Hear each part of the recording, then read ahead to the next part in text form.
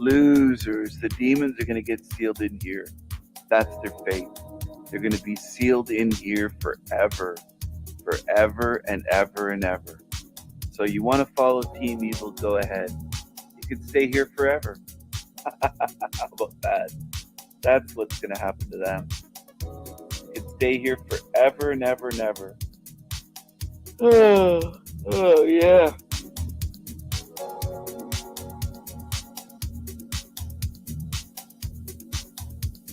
Come on, Team Evil. Come on. What is it showing for likes on my video? Can anybody see that? What's showing up for the likes on this video?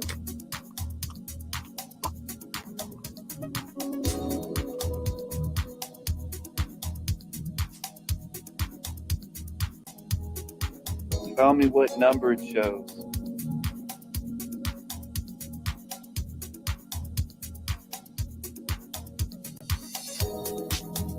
$300 watching right now. It's showing.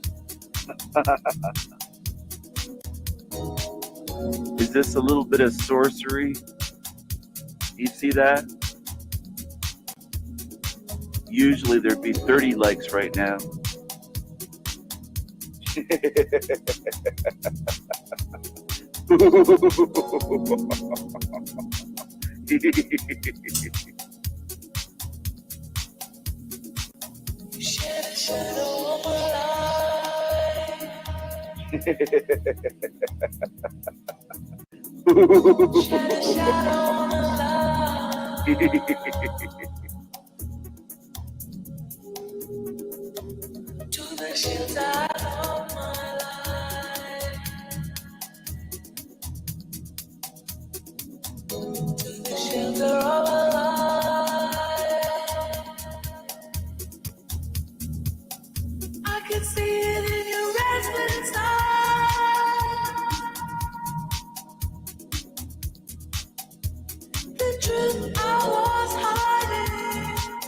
$311 watching right now.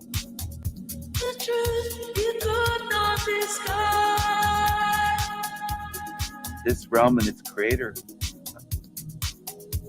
Do you worship a creator, Dark Realm?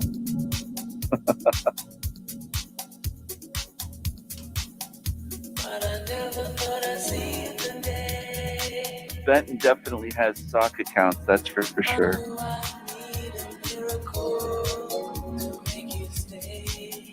$335 watching now. This is great. Keep those numbers going. I'm going to put a spell over this whole fucking place. I'm going to put a spell over this whole fucking place.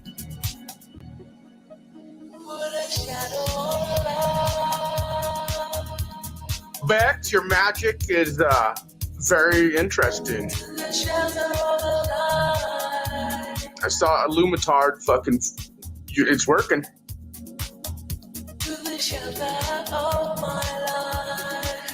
I know. It's because Miss Yolander talked about that Kundalini spell. Whether you're fucking or fighting, you're not planning your next move. I'm going to put a spell over this whole fucking place.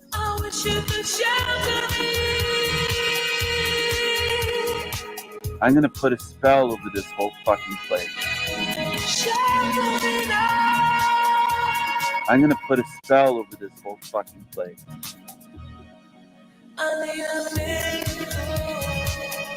Now I know how it works, so thank you. Thank you very much for the acknowledgement. You're welcome, Bex. And by the way, Hank, is your blood coagulated yet enough today? Who knows?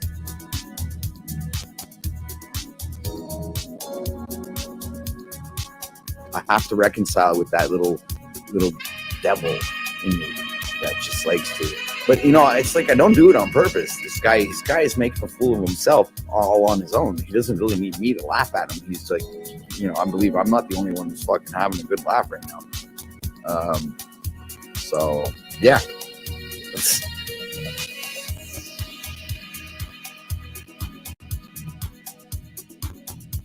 Yeah, King Stephen has to do something about all these autists. They're just watching him and laughing at him.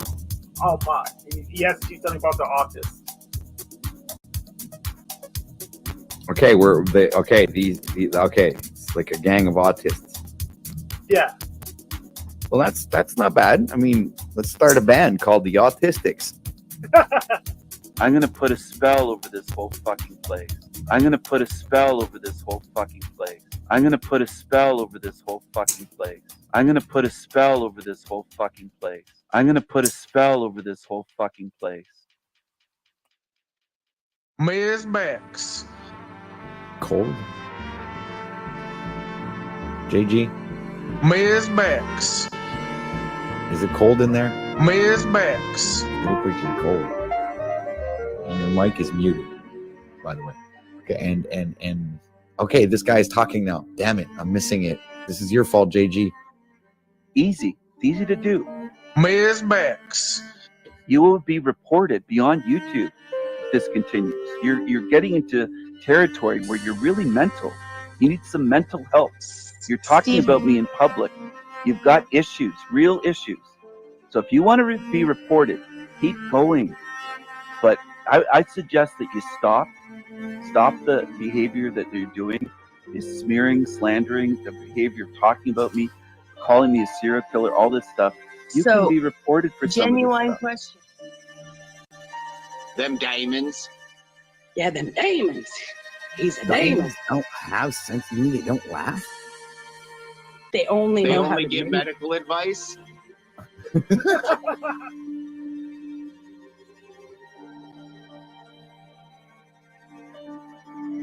By the way, did you see him talking to Mr. Jimmy Shively last night over there on Zombie Tom's channel? Oh no! Now you're bringing the news. Hold on a second. I'm sorry. I got the news. I tell you, I'm good. These people, Okay, these people. Well, I tell you, these people think I watch their shows. Ms. Bex. Ms. Bex. Ms. Bex. Ms. Bex. I'm going to put a spell over this whole fucking place. No, because they don't see it, Tommy. Like Jimmy Shively is so culted up. He doesn't see the lies, the manipulation, the spin. He doesn't see the gross nature of what he's partaking in. He's completely fucking closed off to it, bro. And he's completely fucking closed off to it, bro. And he's completely fucking closed off to it, bro. And the 32-inch inseam. I'm all leg. My ass is heart-shaped when I'm bent over, too. It's beautiful. Beautiful. Hey, everyone. I just want to give you a shout out to all of my subscribers. Mad love to you. I'm on a walk here, and it's a little bit chilly, but it's not too bad. It's snowing a little bit, raining a little bit. It's kind of not quite freezing rain, but it's getting there. It's getting a bit slippery. Anyway, I hope you're having a great day today. Here's the ice there.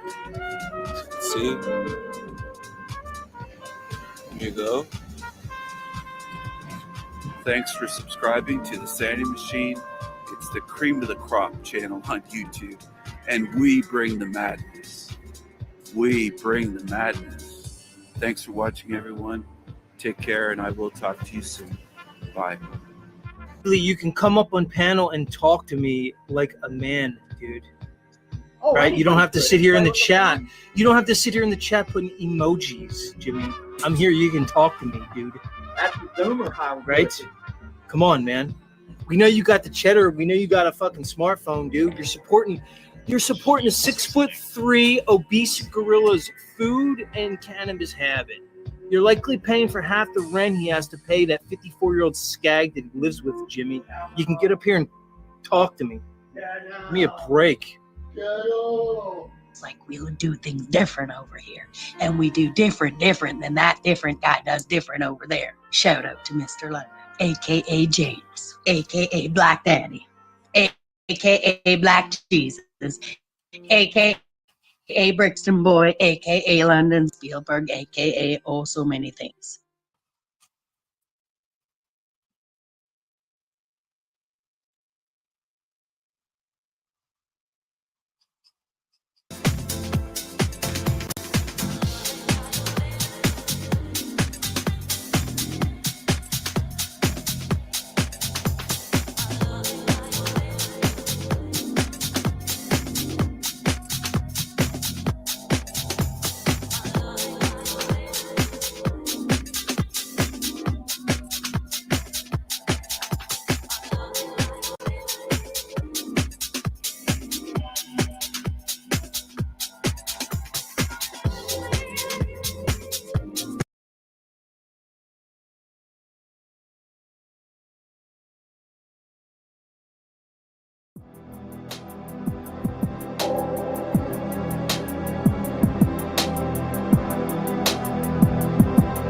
Hey, how's it going? Glad to be here. I'm feeling good. I found out I'm bisexual a couple months ago, which, yeah, but you found out when I walked up here. It's not really the mystery that I thought it was. You know, I look like I eat pussy at truck stops. It's been on the surface for quite some time, but it's good. I like dating women. It's fun. It's not as hot, I'll say that. And it's not because women aren't hot. Women are great, but it's just we get together and then we're so equal that it's like, okay, where's the fear? You know, that's the fun part. Because if you're in bed with a guy and he chokes you, you're like, I might die. Like, he's mean. Wow, this is about his mom. I don't even need to be here, I don't think. It goes right through you like a ghost, you know? And that's what I say after sex with men now. When he's like, was it good? I'm like, I'm just happy to help with whatever you're clearly going through. Like, it was a good session, you know? I think whatever evil was in your body has been transferred to me, and I'm gonna hot potato that around Hinge for the rest of time. But that's just my role in this ecosystem. A messenger cell. Dating women it is fun. Being a woman, I'm about to tap out. I don't know if this shit's for me, dude. And it's weird because but I wish I'd been born 20 years earlier, just because I wish I didn't know that gender stuff was an option. Because it's such a can of worms that it's like, look, I got a little they, them bubbling up in me. Shocker. But I saw it and I was like, fuck. I might be more lazy than I am transgender.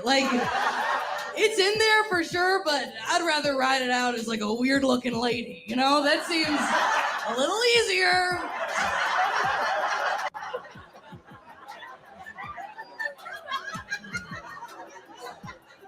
But now I gotta do the whole thing. And, it's a good time to be whatever this is. People are nice. I called my dad and I was like, hey, I think I might be non-binary. Freaks and ones that are obsessed and ones that are playing with their goddamn gonads as they're watching this, saying that they're all woman and putting double X in their name. Non-binary. When they're not double X, they're XY. Non-binary. They're XY. Non-binary. Okay? They were assigned a gender. Non-binary. Assigned. And my dad is 60, but he really tried to get it. He was like, yeah, non-binary, you're like Abby from NCIS. And I was like, no, she's just a goth. I don't know what you think this is. What? I was like, I'm non-binary. He was like, I love ugly, weird people. That's awesome. You know what? I'll take it. I think that's close enough. I think that's the best we're gonna get. I don't care anymore if old people don't get it. I know old people aren't gonna get they, them pronouns. I'm not walking up to an 85-year-old dude. You don't know what an asexual demi-boy is? Fucking kill yourself. And he's like, okay, sorry, we didn't cover that in the war. You wanna fill me in? I know that guy's not gonna get my thing. I'm kind of half a boy. And he's like, me too, I got my legs blown off in Vietnam. And I'm like, No, sir, you're a different type of half boy, but guess we're more alike than we realized. That is how I feel, though. I feel a little in the middle. Welcome to Hollywood. Everybody comes to Hollywood, got a dream. What's your dream? When I was a little girl, I would pretend I was a princess trapped in the tower, and then this knight on a white horse would come charging up and rescue me. It's not slap. It's So not snappy snaps. Have you ever had sex in a car? Go back to the car. Let's go back It's to the not car. like, oh, it's I am lost. all right, okay. Go back It's to the not car. like, oh, it's not public display of affection. This is So, straight. This is have straight. you ever like, had car sex? should be Have you on ever had car fucking, sex? like, I have had something sex you on a own park bench. public. Yeah, right downtown, actually. Right downtown in a mini Okay, so skirt. let's do it. People Find walking someone- all go find around. Bobby. Go make It was a Bobby's long time ago. today. Say, Bobby, I'm gonna fuck you just for this social experiment. And go fuck him on the bench in the public. And I guarantee it's gonna be different if you're fucking him in your car. Okay. I have done both. I've done both. And even in the car, I've been caught by the police. Uh-oh. Bex, it was trying to come up with a quick, like, Bexcapades.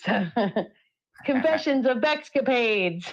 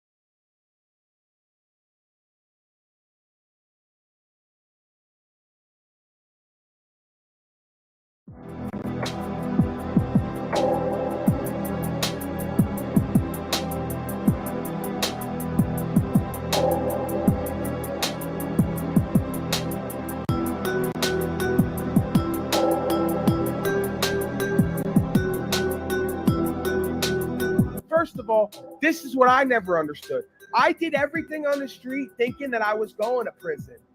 I just had to figure out what I was going to do that if I got caught for, I'd do the least amount of time or be able to get out of it, right? So that's how I approached it. How people do all this shit and never expect consequences is beyond me. Why have they all been to prison on YouTube? They've all been to prison, these YouTubers, or they've been homeless. When I went to prison as a very young man, They almost look like mugshots. They almost look like mugshots. when I went to prison as a very young man, it wasn't a prison, it was the Iowa Reformatory. And a motherfucker had to walk that yard by himself and prove himself. So we had 3 classes of people in the prison that we dealt with severely. Pedos, of course. Snitches, of course. And then there's the beta cuck that comes in from the street that's on a murder charge because he accidentally killed somebody while he was trying to rob them and wants to talk about he's a murderer. No, you're not. You're a bitch that fell and accidentally killed somebody. You keep running your mouth, you're going to get treated just like the pedos and the snitches. Shut the fuck up and learn how to walk the walk. How you folks doing? I'm Mo, or as the ladies like to call me, hey, you behind the bushes. Is this thing on? No! Sorry, Mo! Krusty! Yeah.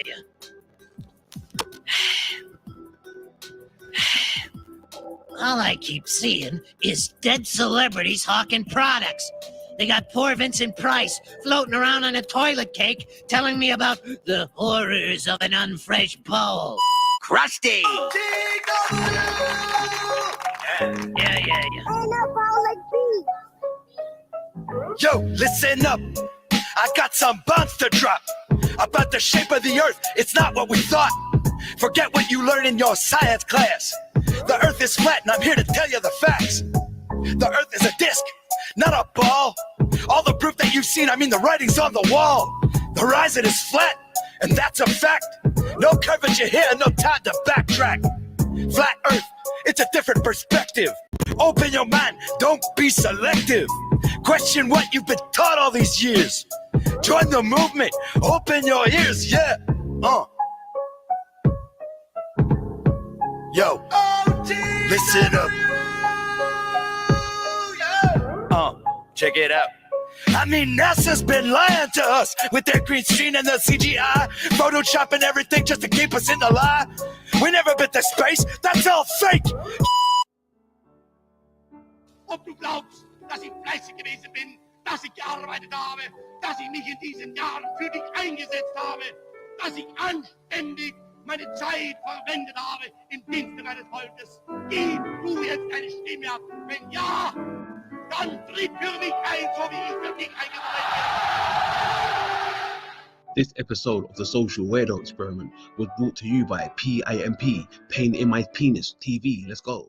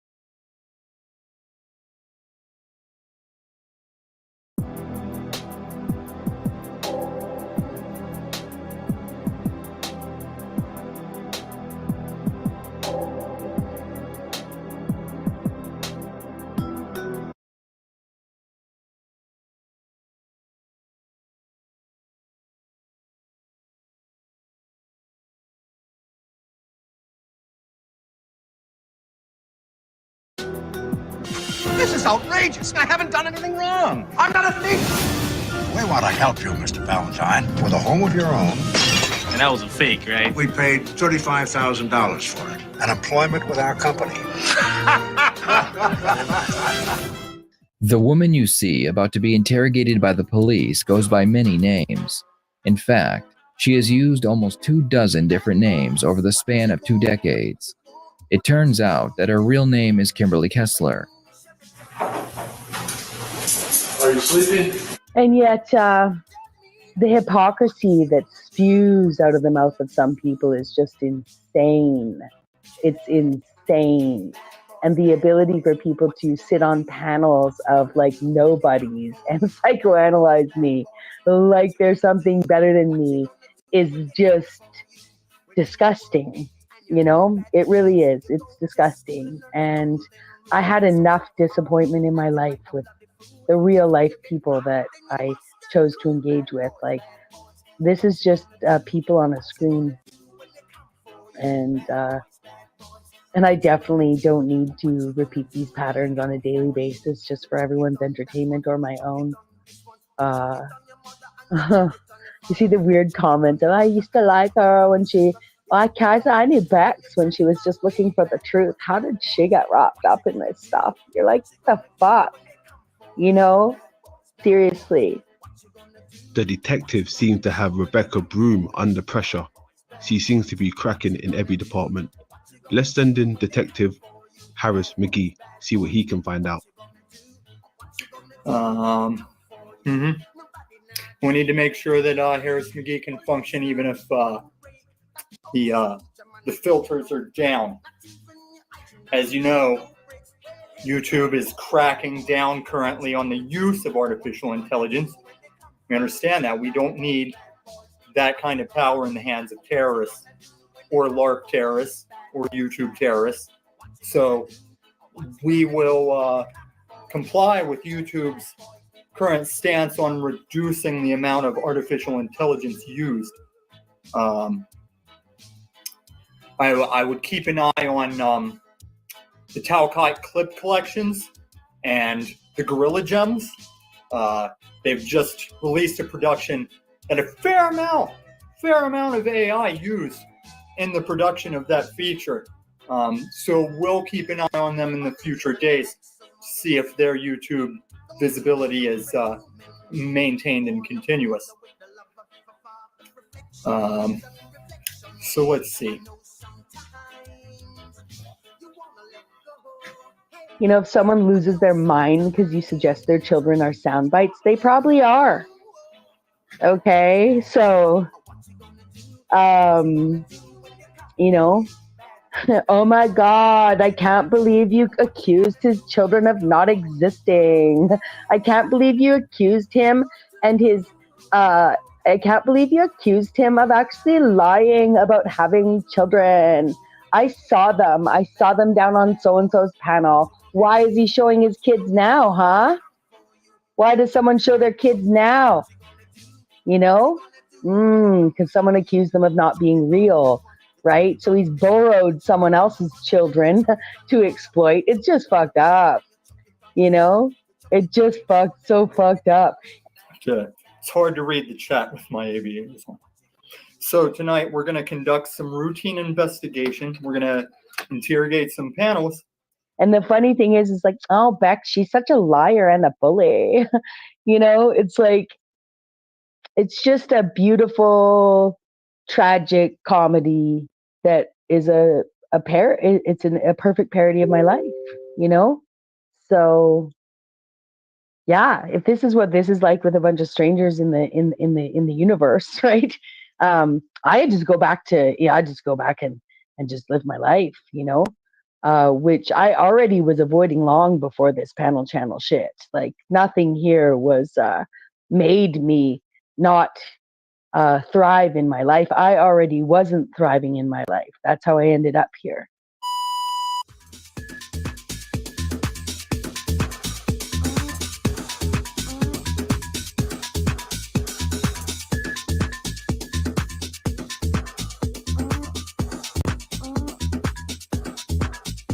You want to be one with them for eternity?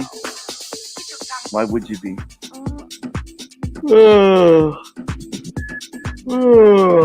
That's a bear yawn, everyone. That's called a bear yawn. But I've had times, many times in my life, where I would say, considering the way the world operates, that it is a level of you know, more like surviving than thriving, and we've learned to accept it. But that's like a world problem. Love, love, love. All you need is love. And the funny thing is like, oh, Beck, she's such a liar and a bully. Love, love, love. All you need is love. And the funny thing is like, oh, Beck, she's such a liar and a bully. Love, love, love. All you need is love. And the funny thing is like, oh, Beck, she's such a liar and a bully. Love, love, love. All you need is love. She loves me, yeah, yeah, yeah. She loves me, yeah, yeah, yeah. That's a whole world has that problem. That there's an opportunity for us to create a world where we all don't just consider survival and getting by as the best that we can do. I love singing that. I rub at people's faces. I try to provoke people to really start thinking more, thinking deeper, and questioning what they've been spoon-fed their whole fucking life here. Whether it's in music, television, the news, government, school textbooks, whatever. You've been fed a bunch of shit. Shit. New age shit. Love, love, love. All you need is love. And the funny thing is like, oh, Beck, she's such a liar and a bully. Love, love, love. All you need is love. You know, we understand that every single person on this planet deserves to thrive. Fed all kinds of witchcraft. Been fed garbage. A bunch of garbage. A bunch of garbage. Been fed a bunch of garbage. Forget about it.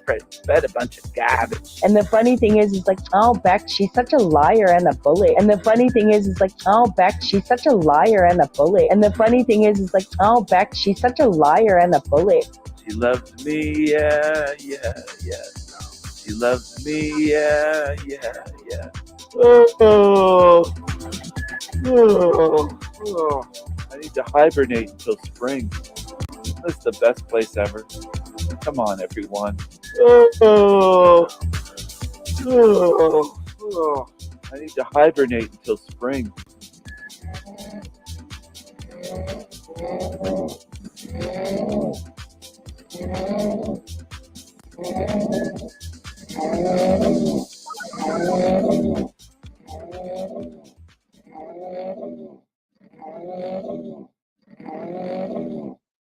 And the funny thing is like, oh, Beck, she's such a liar and a bully.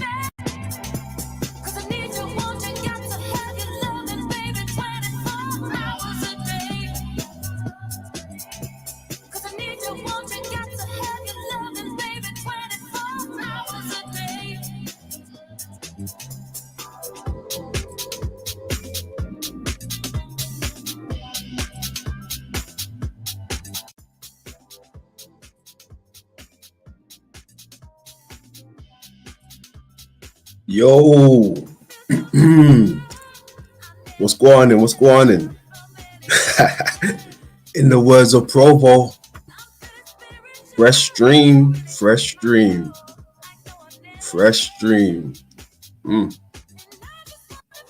no particular order, I want to go and say hello to the grand old chat room.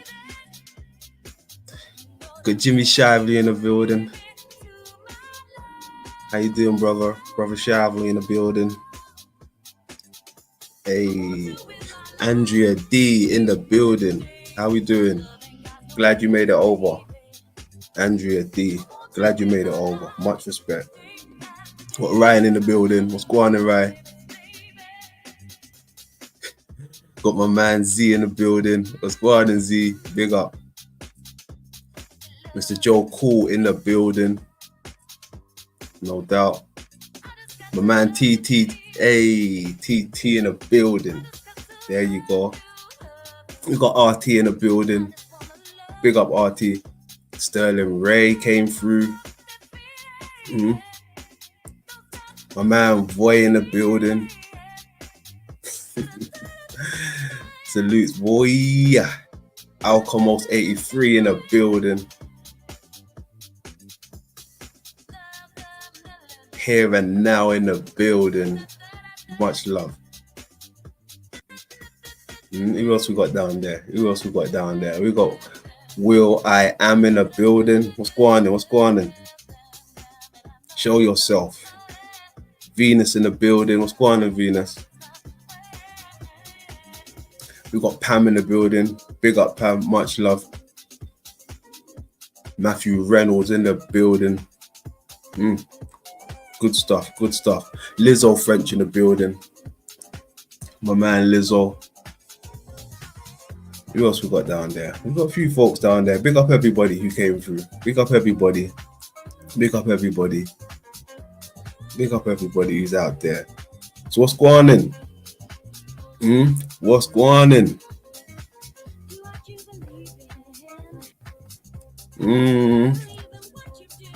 There we go. I hope you enjoyed London's intro. Little montage of a few things I put together. There we go. 420 if you got that shit. Now where's my lighter? That's what we need. London need a lighter. All right, got that shit.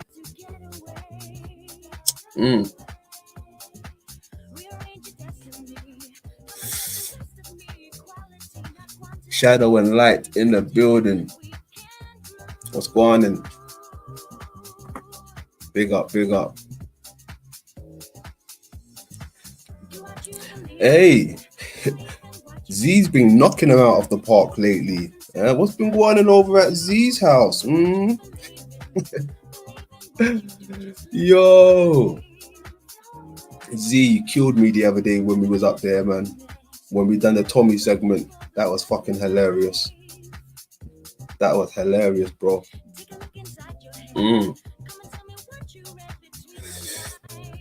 And then even yesterday, that was wild as fuck. That caught me off. That caught me off guard. I didn't know what was happening.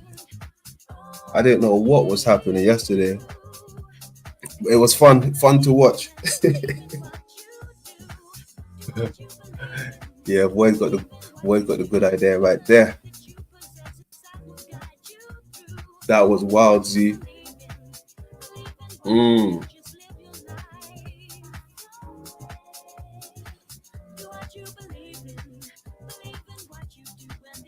Please, Andrea, I want to introduce you to Pam.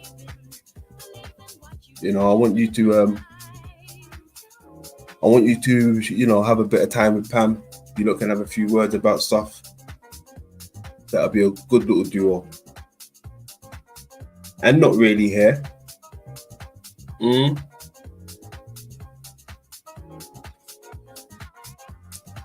Some real ladies around us, right? Not half ladies, some real ladies around us. All right. But yeah, where was I now? Arpool in the building. What's going on in Arpool? My man Arpool down there. Hey, tell him again, right? Right, tell him again, right? Tell him again. But back to business. Where was I? All right. Yeah, that was funny. That was funny as fuck. I must admit, Z, that was funny as fuck. Some parts was like, you know, just flowing like water. Then some parts I was like, huh? The fuck? Did Paul just say that?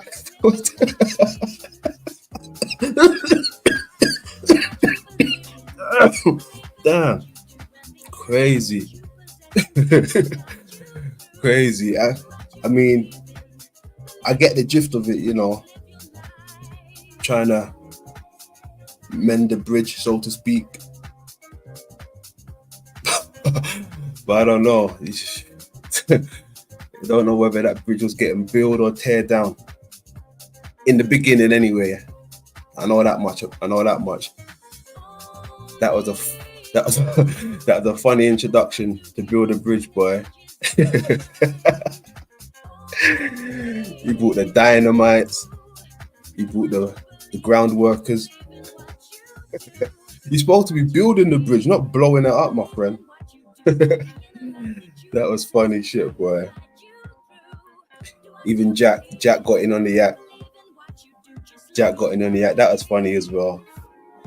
Jack, that's why you're my brother. Jack, I see what you go through, Mr. Talcott. I see what you have to go through, Mr. Talcott. That's why you're my brother. I mean, if you're an agent, you're playing it very well. You know, I've never loved an agent before, but if you're not an agent, you're my brother. You've been through a lot. You go through a lot. I see it, Mr. Talcott. You're my brother. You are my brother, Mr. Talcott. All right. Triple P in the building. What's he saying?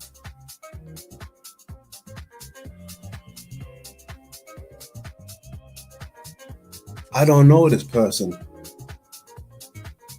Armor for Truth and Jurassic Liars.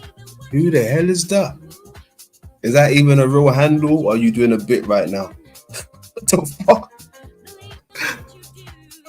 Wow, is that a real handle, or is that you doing a bit? I can't even tell right now. Everyone's doing bits. Everyone's doing bits. Everyone's doing bits and bobs. You're doing bits, I'm doing bobs. You're doing bits and bobs.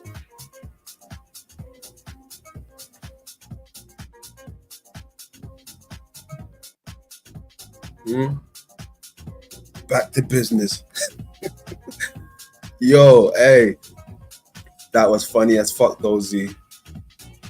You see that right there? That was just like uncoordinated. It wasn't rehearsed. That shit wasn't rehearsed, right? First we had fucking Tommy and Rose, you know, fucking letting it be known what's going on over there, right? Tommy and Rose. I got my eye on you, Rose. I bet you really can walk, Rose. I bet you really can. I bet you walk right up to Tommy's house. Rose. Interesting. I'll be keeping a closer eye on you, Rose and Tommy. Very interesting. Now Z, Paul, and there he is, Mr. Holy One. It's the holiest one. It's the holiest one. Hands down. It's the holiest one. Hands down. I see what you go through, brother Talcott. Yes. I see what you go through, Mr. Talcott. Definitely. The holiest one. Very interesting. I was just saying, you know, Paul's introduction to the Z panel caught me off guard, right? Caught me by surprise. I was like, what's going on here? At first, I thought it was a soccer count, you know, then we're going to get flashed. But it was the real deal. It was Mr. Unslavia himself.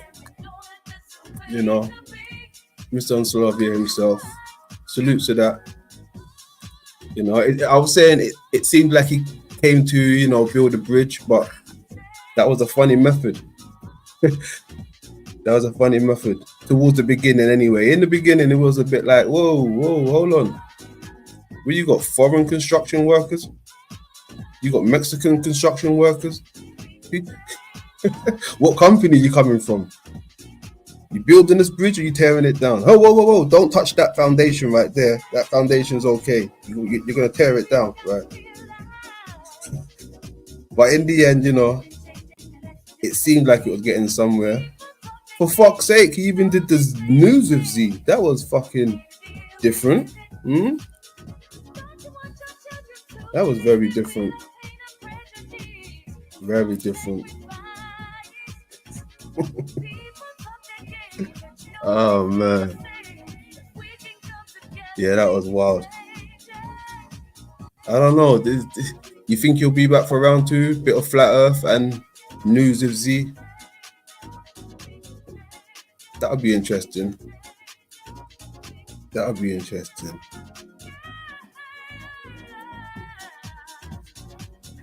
That would be very interesting.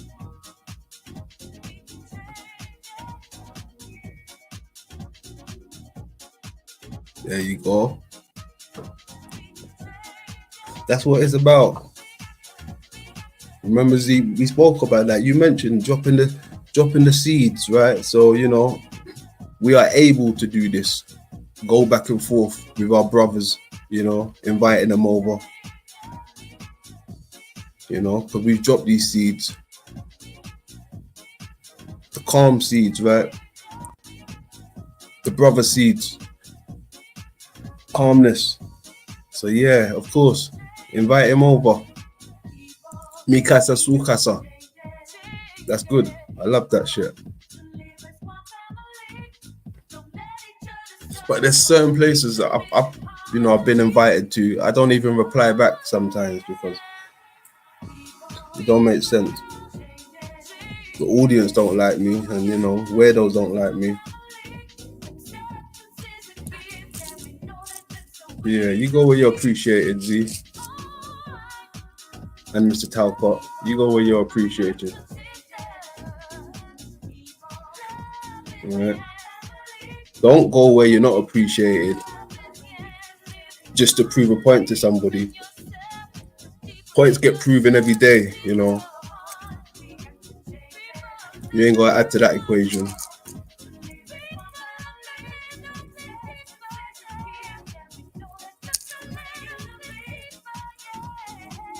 Yeah, that's some good shit though. Yeah, you had me dying yesterday. And then you let, what's his name? Truth or cop up. The fuck? That was crazy. Oh shit. Cool though, he's a character. You gotta give it to him. He is a character. He is a character.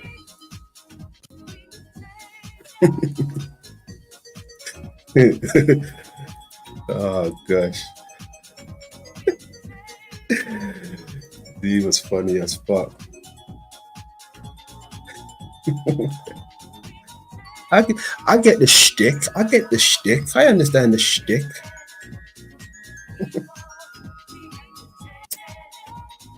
What about Rose's friend? Rose's friend was pretty interesting, wasn't she? Z. It's a shame she couldn't interact with you a bit more, Talk about her experience in the shoe shop another day, I suppose. You can ask her what shoes she'd buy. Did she buy a handbag to go with it? What kind of bag has she got? Girls like these things, just for future reference. Oh, what bag you got there? Oh, it's just a Chanel. Oh, that's a nice bag. Oh, do you think so? Yeah, it's nice. Thanks, babes. Fuck you. Pardon? Nothing. Oh, fuck you.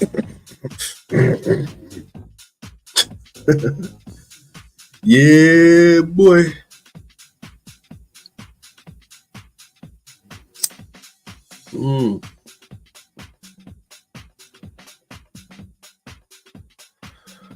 Uh-oh. Ooh, that's a real one right there. Told you. Keep real ones around me. Guns and gadgets. Oh. Guns and gadgets. Okay, good stuff. Jay in the building. What's going on? Hey.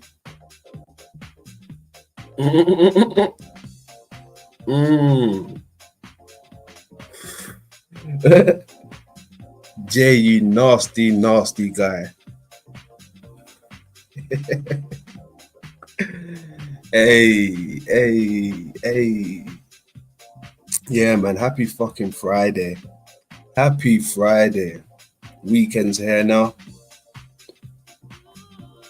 Made it to the bright side of the road. The bright side of the road. Indeed.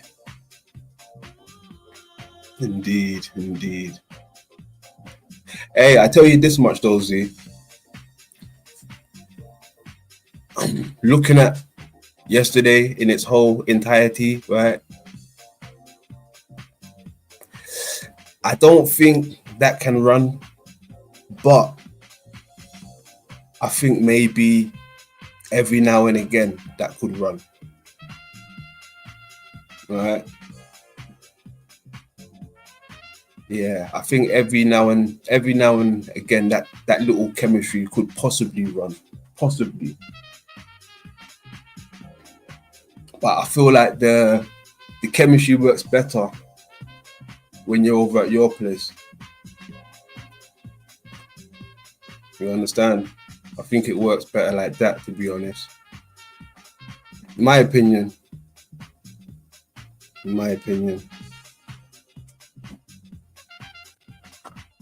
There you go.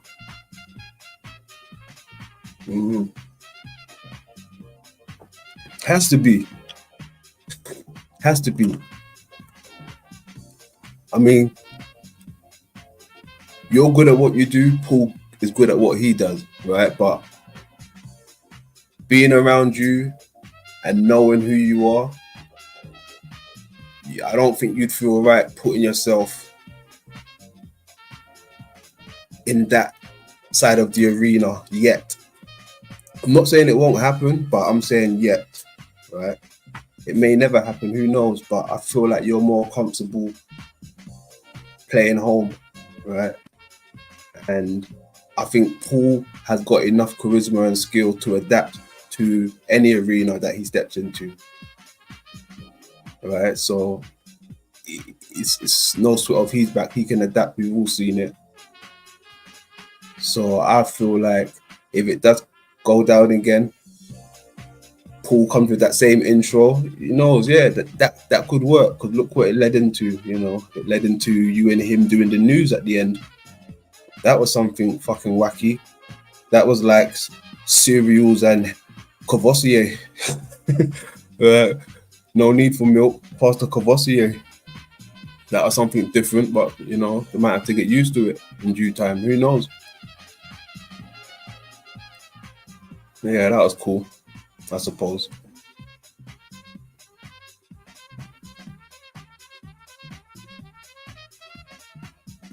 Yeah, we'll see. We'll see what the future brings. We'll see what the future brings. Yes. Oh shit. 420 if you got that.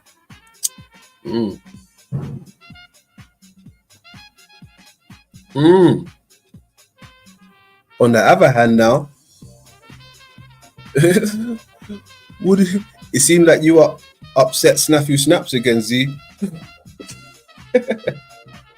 It seemed like you upset Snafu Snaps, Z. I don't know. First you got Karen B on your back now. Now Snafu Snaps. Can you imagine if Snafu Snaps and Karen B both joined forces? Over for you, Z. I meant what I said about you, you know, getting to that light before they blow that candle out. Remember? Yeah. Don't know. Keep an eye on the prize, Z. Keep an eye on the prize.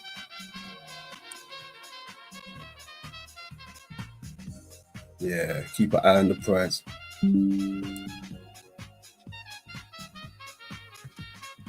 They're gonna do you like JF.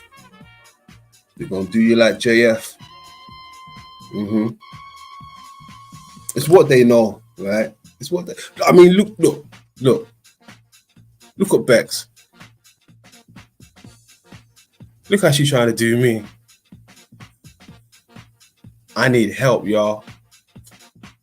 I need help. Z, I know you need help, right? We got the dynastic duo after us now. You got Snaps, I got Bex. Right? How are we gonna go about this, Z? Because it's big business right now.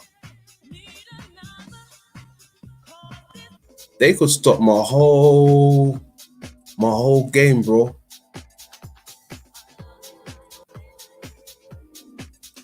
What? No way. Snaps has been. Oh my gosh. Oh my gosh. He's been banned. So hold on.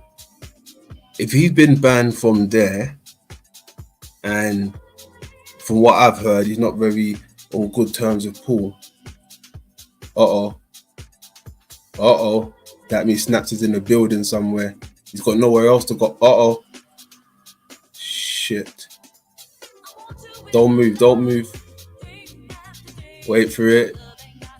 Snaps, you there? Snaps.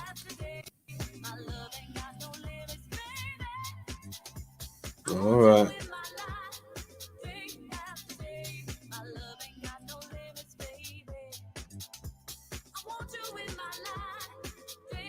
Snaps. Hold on. Snaps, you there? Hello?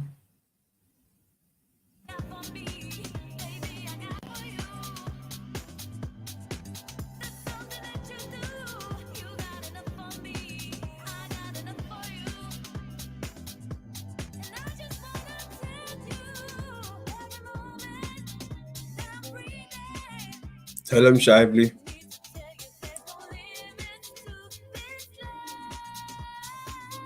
I don't think they know what's going on. There is a lot of main characters. This is the thing. There is a lot of main characters.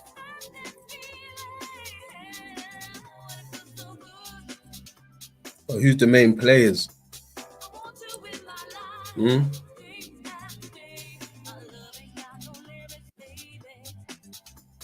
Who's the main players?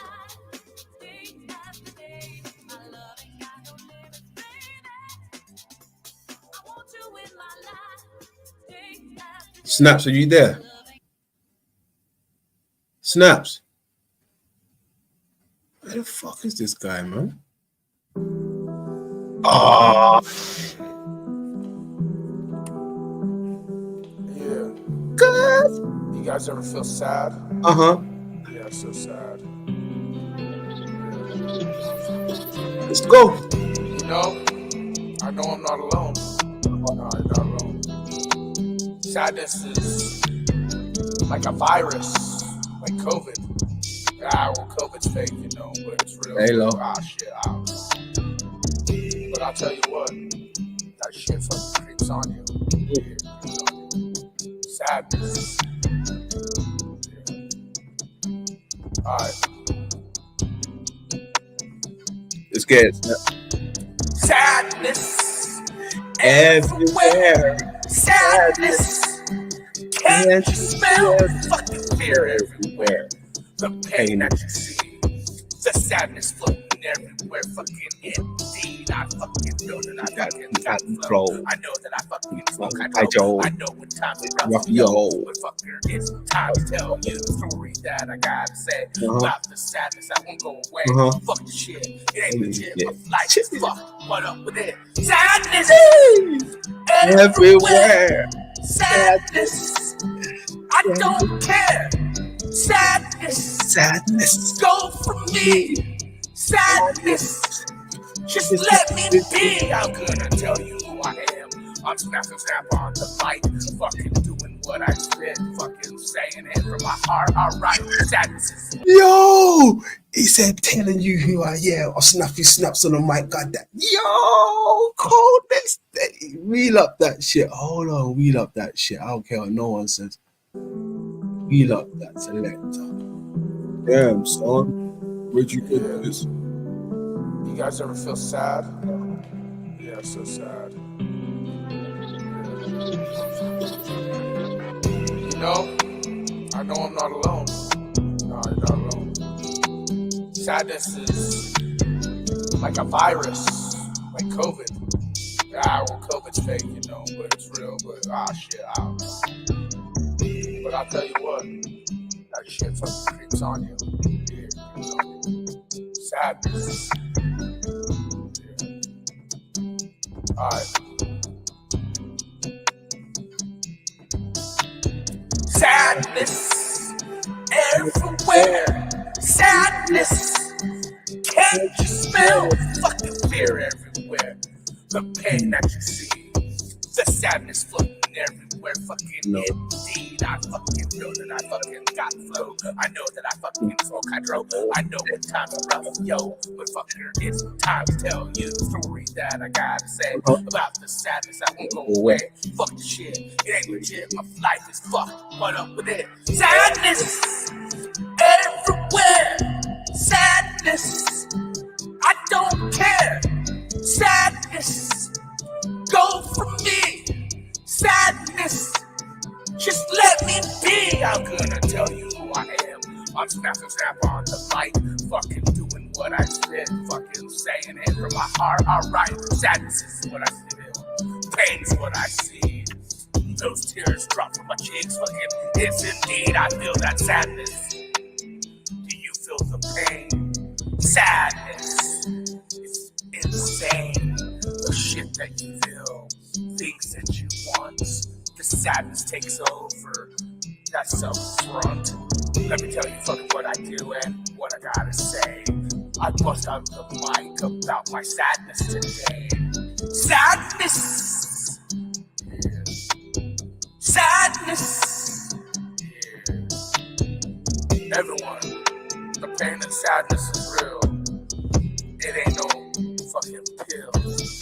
It ain't no thrill. It ain't even chill. Jeez. Badness. What? Everywhere. I cause badness. Badness everywhere. Everywhere that I go. Hey, I'm badness, really, boy. Badness. Go on.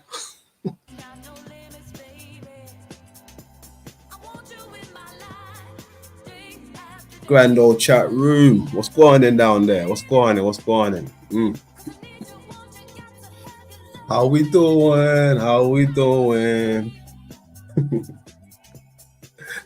Hey. Good folks in the building. Good folks. We got RT in the building, y'all. We got RT in the building. That's my main man right there. RT in the building, y'all. RT in the building. Salute, family. Salutes. Hey, Sterling Ray. You got Sterling Ray in the building. Sterling Ray. How you doing, Sterling Ray? Salute, Sterling Ray. Salute.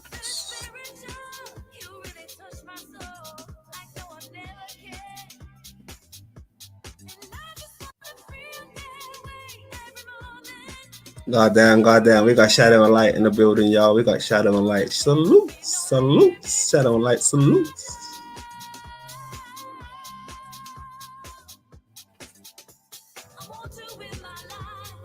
Day after day, my love ain't got no limit, baby. I want you in my life. Day after day, my life ain't got no limits. Hey. 420 if you got that. 420 if you got that. Yeah, hey. Back to what I was saying though. You know.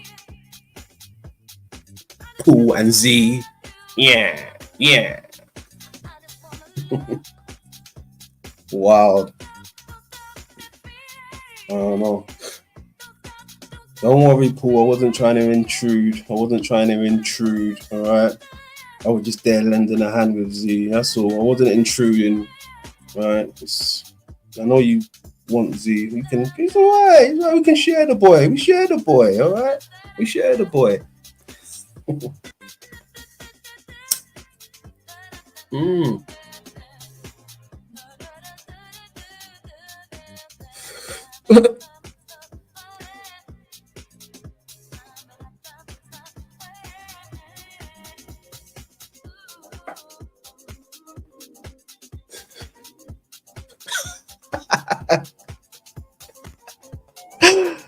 Oh shit. You are hilarious. Yeah.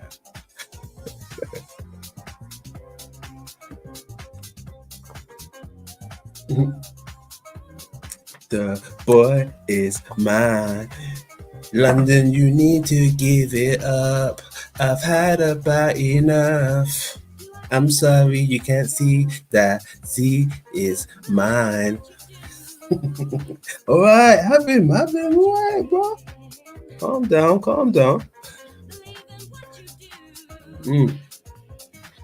313 in a place to be. 313 in a place to be. Most definitely. Hold on. I was meant to do something long time to 313. Let me go back into my account. 1 second.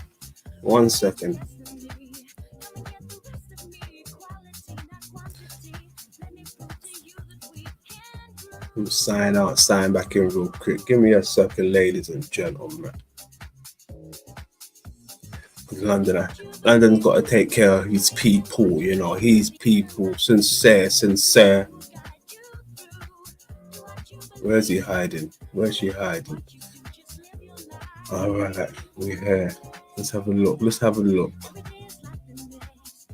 Where is it? Where is she? All right, there she is. Boom. 313. You look pretty in your blue dress. 313. You look pretty in your blue dress. 313. Hey.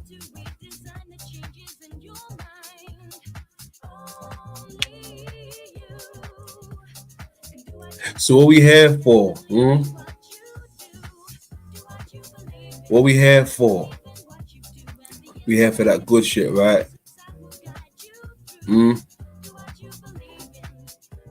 Egypt, Yahweh, Easter Island, and all that crap.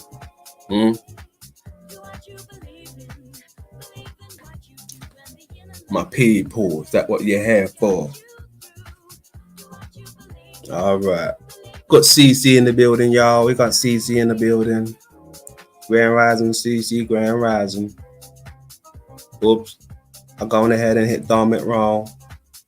Grand Rising, Dom it wrong, Grand Rising. We got CC in the building, y'all. CC in the building. That's a 10-4. That's a big 10-4, CC. CC in the building, y'all. We got CC in the building. My man Dom it wrong in the building. Dom it wrong. All right. All right. Where we started? We're starting with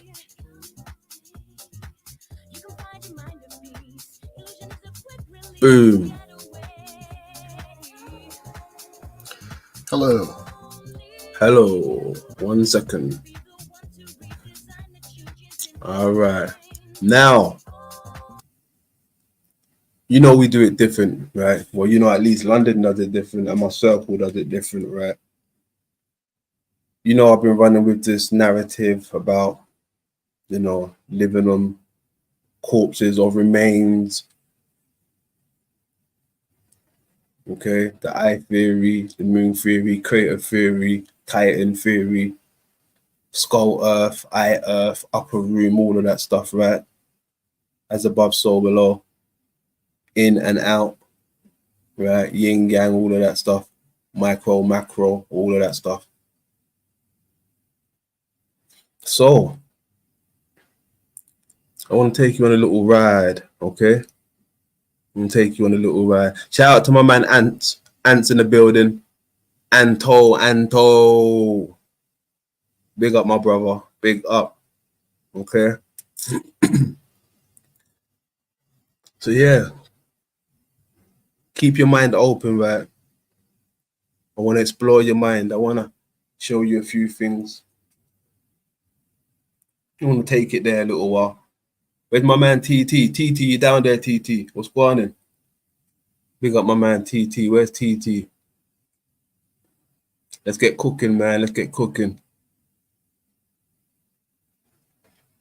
Hey, Snowman.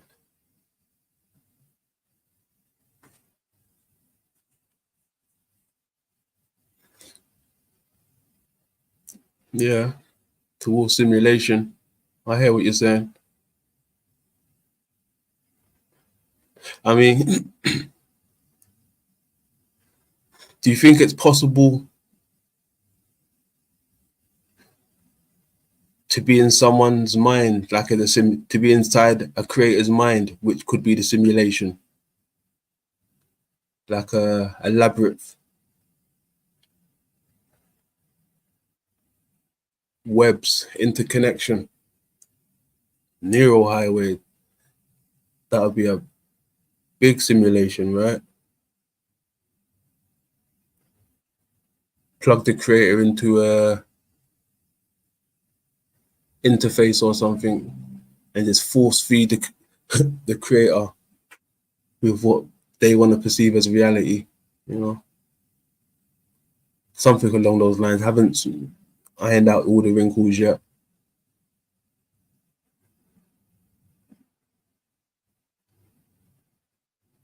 Wild.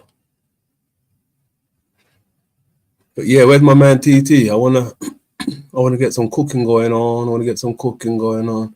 Let me play something in the meantime. Shout out to my man TT. Shout out Ant. And yeah, let's get cooking.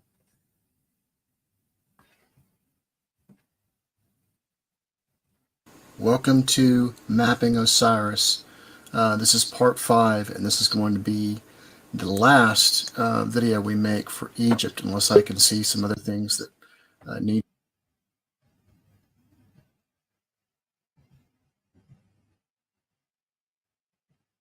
What's going on, T?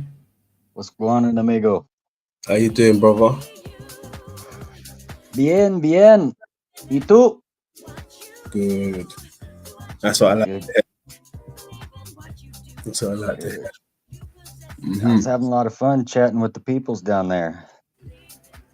Oh, yes. Yes. And I was rolling one too, so I was multitasking, man. Good. So what you got going on? I wanted to touch back on what we touched back on the other day, you know, with Egypt and stuff that I've been tying into with the body and the head, upper room, all of that stuff, you know, and the sky, obviously, the stars, the constellations, all of that stuff. So, well, you know, that does tie back to the Emerald Tablets, right? It even talks about it, about the Earth being a body. And we are mirrored from it. That's why it changes as we change and vice versa. And it has to be in the head, because you think about it, your eyes actually cross over and are connected to your third eye, which really probably works in reverse, that your spirit is projected in through the third eye and then out through your eyes, because all these things really only exist in the mind. So we can only exist in the mind, right? On the macro. Yes, not just talking about the thought mind and where it exists. So yeah, I just think it's wild how, you know, what you've been working on also ties into what, you know, alchemical and esoteric teachings talk about as well. So the connections are wild, man. Yeah, indeed. And I've never really looked into those tablets. I've never had to be honest. I wouldn't know where to start. It's pretty long, and it's several hours, and I'll be honest, I mean, I've listened to it probably 60 times now, and I didn't hear him say that before. You know, because it's so long, you know, zone out a little bit. You don't pick up on every word. You're just trying to get the highlights, you know. But every time you hear a little something just pops out at you, almost like what you're looking for will be predominant in whatever you're researching, you know.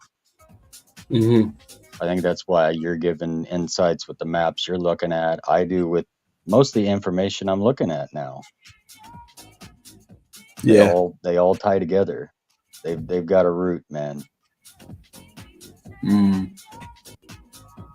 Has to be a body. Has to be, right? Has to be. Yeah. But the weird part is that it seems like in some cultures, body doesn't necessarily mean exactly like what we look like. You know? So who's to say that actual shape, you know? Yes, exactly. See, exactly. That's kind of like what I said before. Yeah, but yeah, I'm glad you're thinking like that as well. Respect. Right. Is an elongated head person? Is it really a giant serpent? I mean, because even water, a large amount of water, they will call that a body of water. Right. It could even, like, even an egg, you know, because an egg contains a living being, you know, the celestial egg. Yeah. Just depends on, you know, what becomes most predominant to swing that direction, you know. But it ties in that it, you know, it gets bigger and bigger. I mean, what if this world is just a cell in the mind of the universe? That's how it's supposed to be represented. We're just going down in scale. In scale, exactly. Right. Which is pretty crazy, because then couldn't you actually just try to go down to, like, say, a microscopic or a quantum level if you really wanted to research things on the macro? If they're going to mirror each other, then why not look there, because that's in front of you?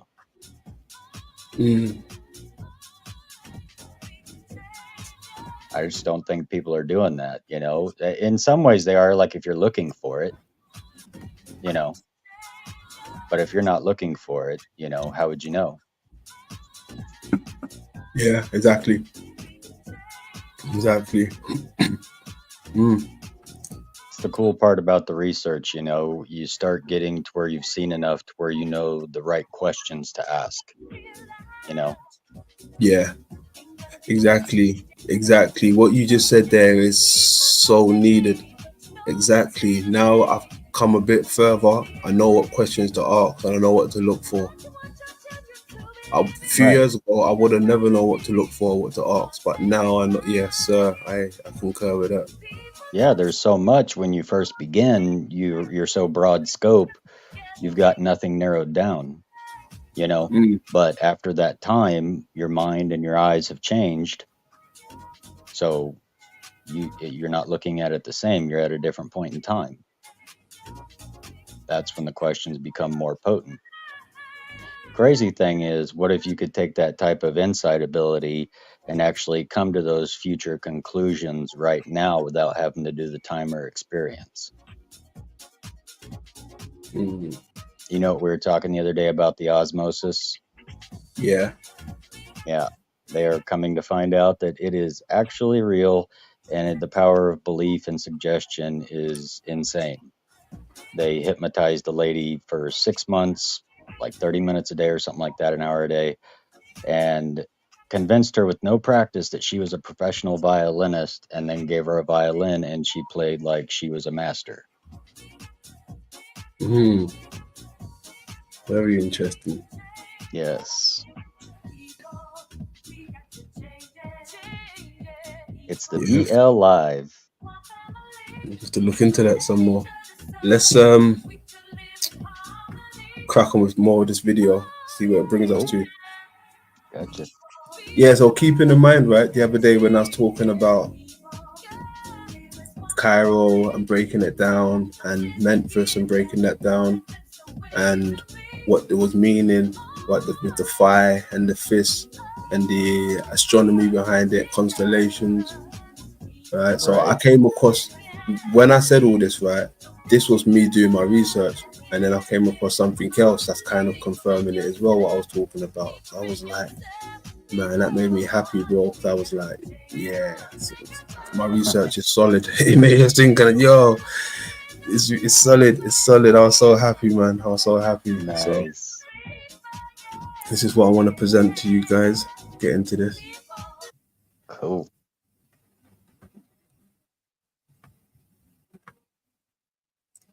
Need to be discussed. Before I get started, I just want to let everybody know that the amount of work that has gone into this is absolutely incredible. And so what I have discovered here is revolutionary, and it really has a lot to do with the human race. It has a lot to do with our past. And I believe that the evidence that has been surmounted so far should really not be ignored by anyone. So please, if you find this information useful, please share it with your friends. This kind of information that I'm about to show you right here is something that is extremely important that we share with everyone, because it has a lot to do with our past and uncovering it. It has a lot to do with us. It has a lot to do with reality. And I think this is paramount that this information gets out. And as you know, I've been putting all this information out for everyone. I haven't asked for anything, just the whole idea of being able to get this information out to everybody has been extremely important to me. And I believe that that is one of the main reasons why this information is continues to come to me. I think there has something to do with that. So far, what I've shown you about Egypt is that the Nile Delta area that you see there at the top, I've been mapping the human skull to that. And I discovered all of this once again by going into the cathedrals, and eventually led me to Egypt. We're not going to cover Orion at the moment. We're going to cover Egypt today.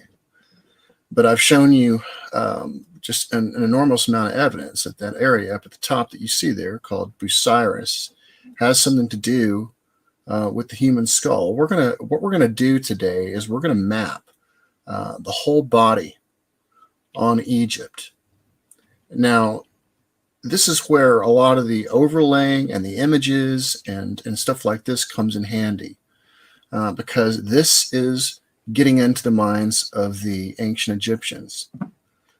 Words and language, as I've said before, is a filter. And once you start running things through words and language, you start losing things.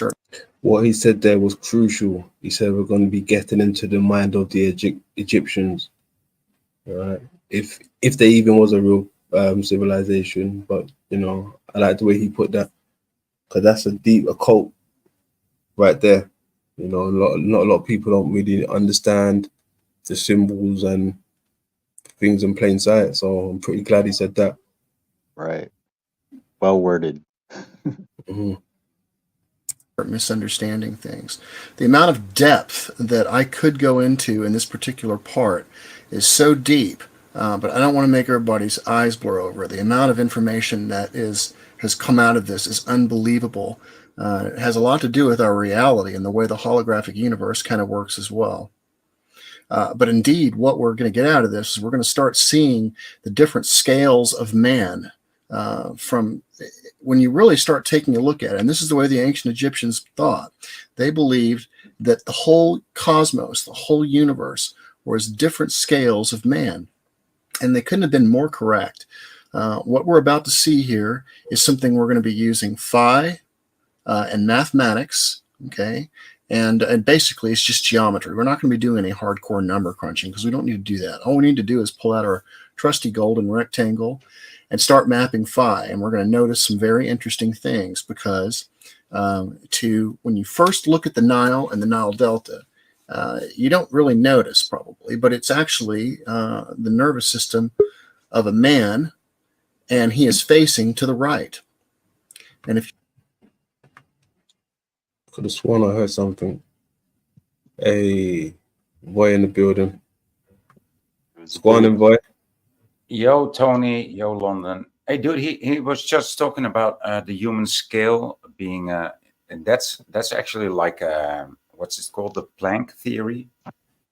Like I was talking about this today with on the Machine Lies, so I thought it was interesting. Okay, can you tell me a bit more? Well, do you know about Max Planck?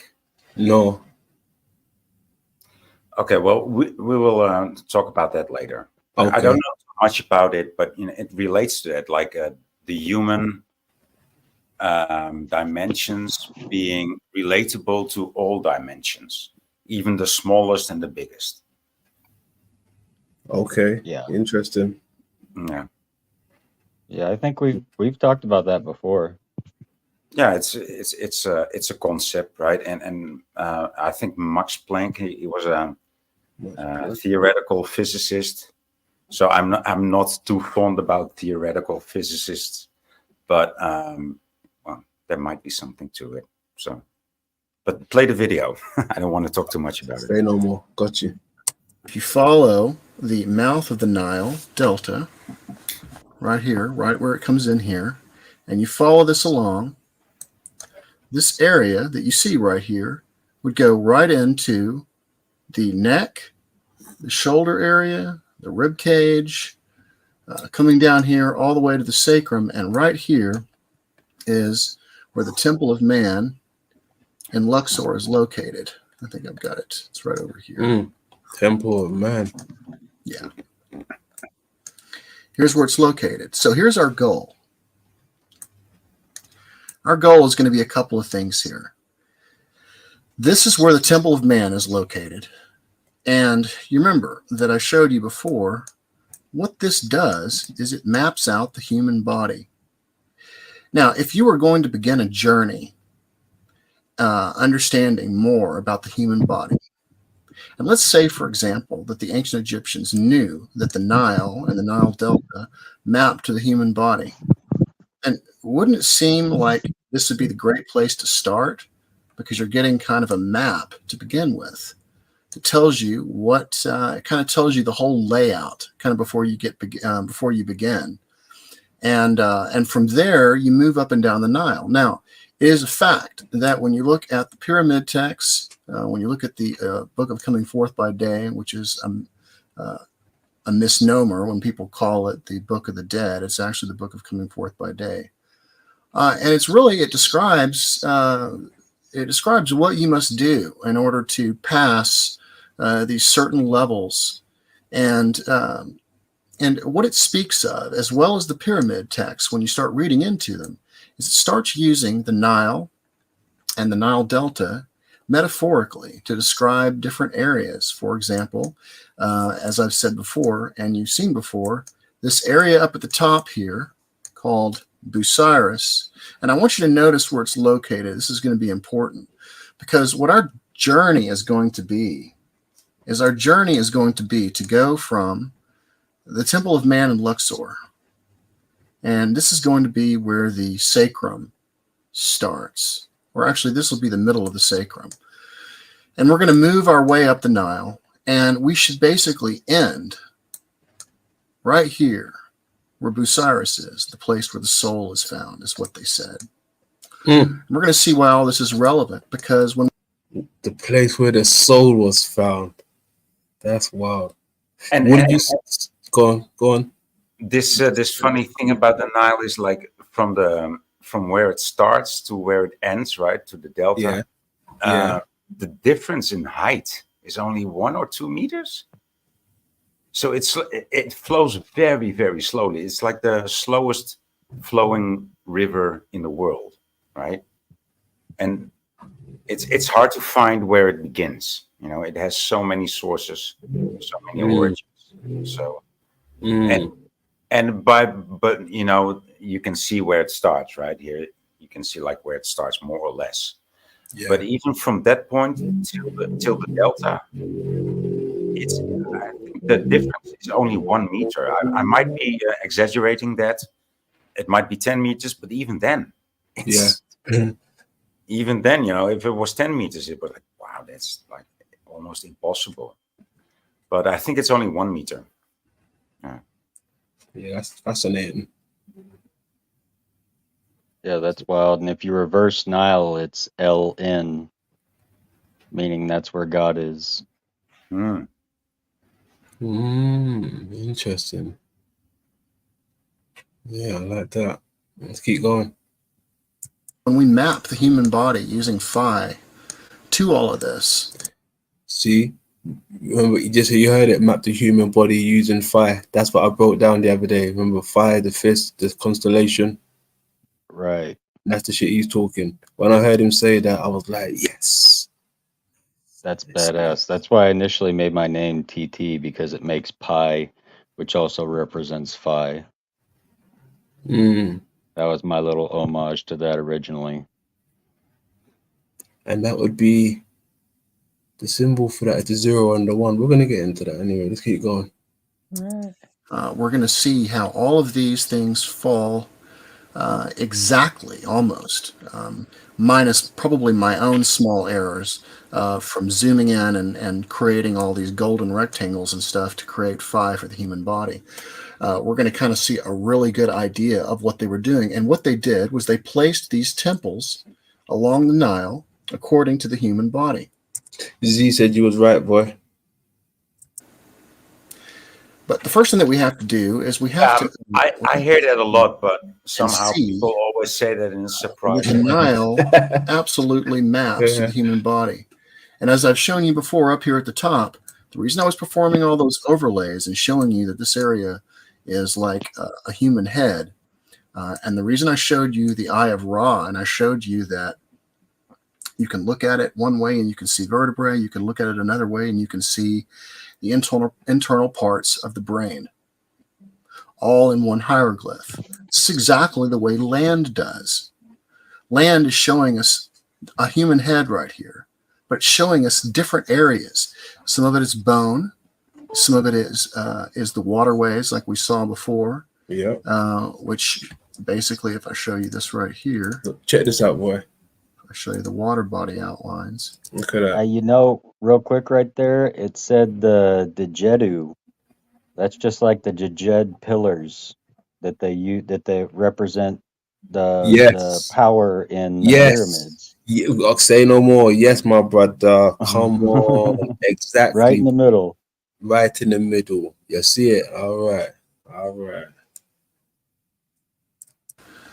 We saw that these mapped to different arteries that you see in the head and so forth.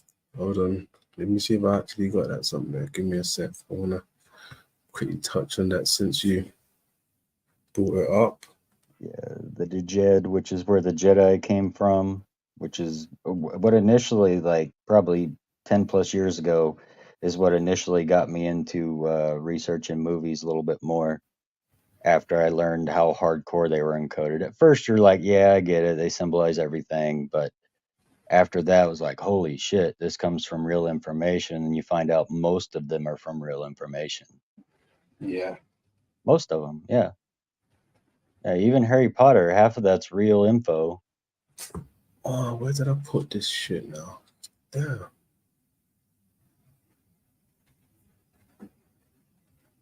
Oh, it slipped me.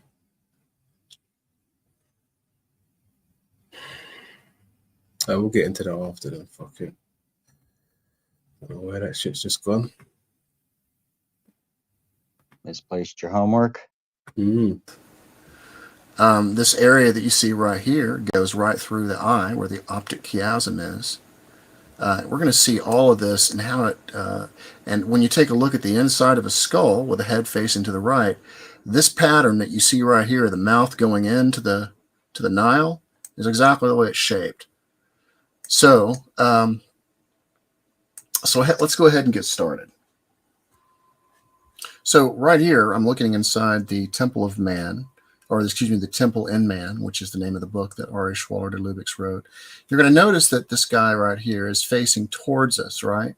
You notice this building, it kind of has a slant to it. So it kind of comes up. See this angle? If you go from this door to this door and it comes up, it kind of has an angle right here in the middle. And he's facing towards us. And in this one here, you can see that he's facing to the side.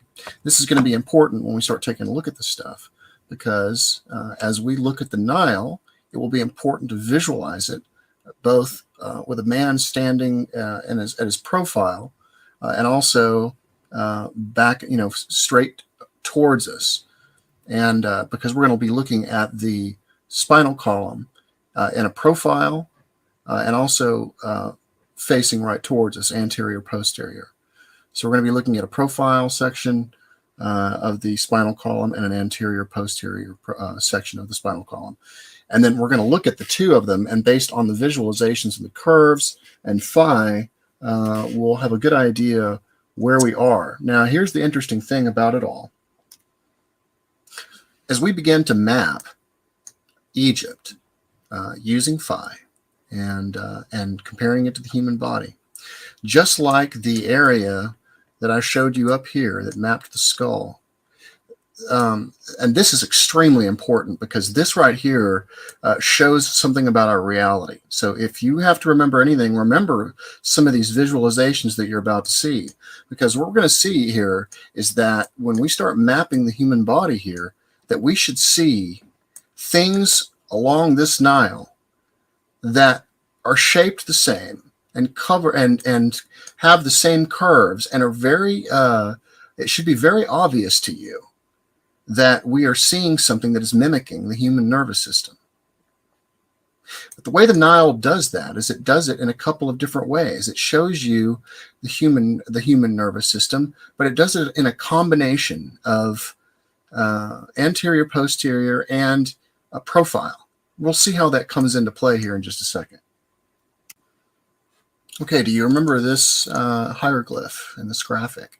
This is important because with this piece of information, it gives us a great idea of knowing where to start and where to end. And apparently what they were measuring is they were measuring the tip of where the coccyx is, which is the very tip of the sacrum area, and they were going from there to this area where the pineal gland is located, right where these three come together. Now I've got another graphic, but what I did was That looks like a little man in his head, right? Hey, dude, what's this guy's name again? Danny Wilton. I recognize his voice, but I don't recognize the name. I overlaid the Eye of Ra on top of this that we have seen before, because I wanted to get a good idea to make sure that everything was falling into place. So first, let's take a look at the hieroglyph by itself without anything on it. Now, there is something here. You see this? It looks like a guy with his arms stretched out inside this box.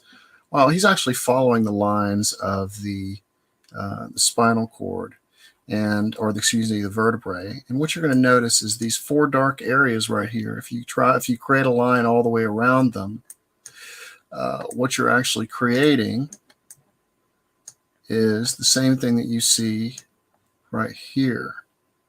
You see how those follow the same lines? And then what happens is underneath that, you start getting the fingers that went out. These two fingers right here, and this one right here was the ring finger. So when we take a look at this right here, we can see how those fall in line. Okay. Now, here's one where we have it mapped, so we already know that our vertebrae is correct on here. And then we put the Eye of Ra on here. And the Eye of Ra that you see right here is important because it shows us something. It shows us that at the very top of the spinal cord, it's not the thalamus. And there's a couple of people that had a discussion with this a while back. I believe it was Gary Osborne. He has a website, but it's not the thalamus that they're interested in. It's the pineal gland. And when you come up to the very top of this, where these three lines meet, it meets exactly where the pineal gland is located.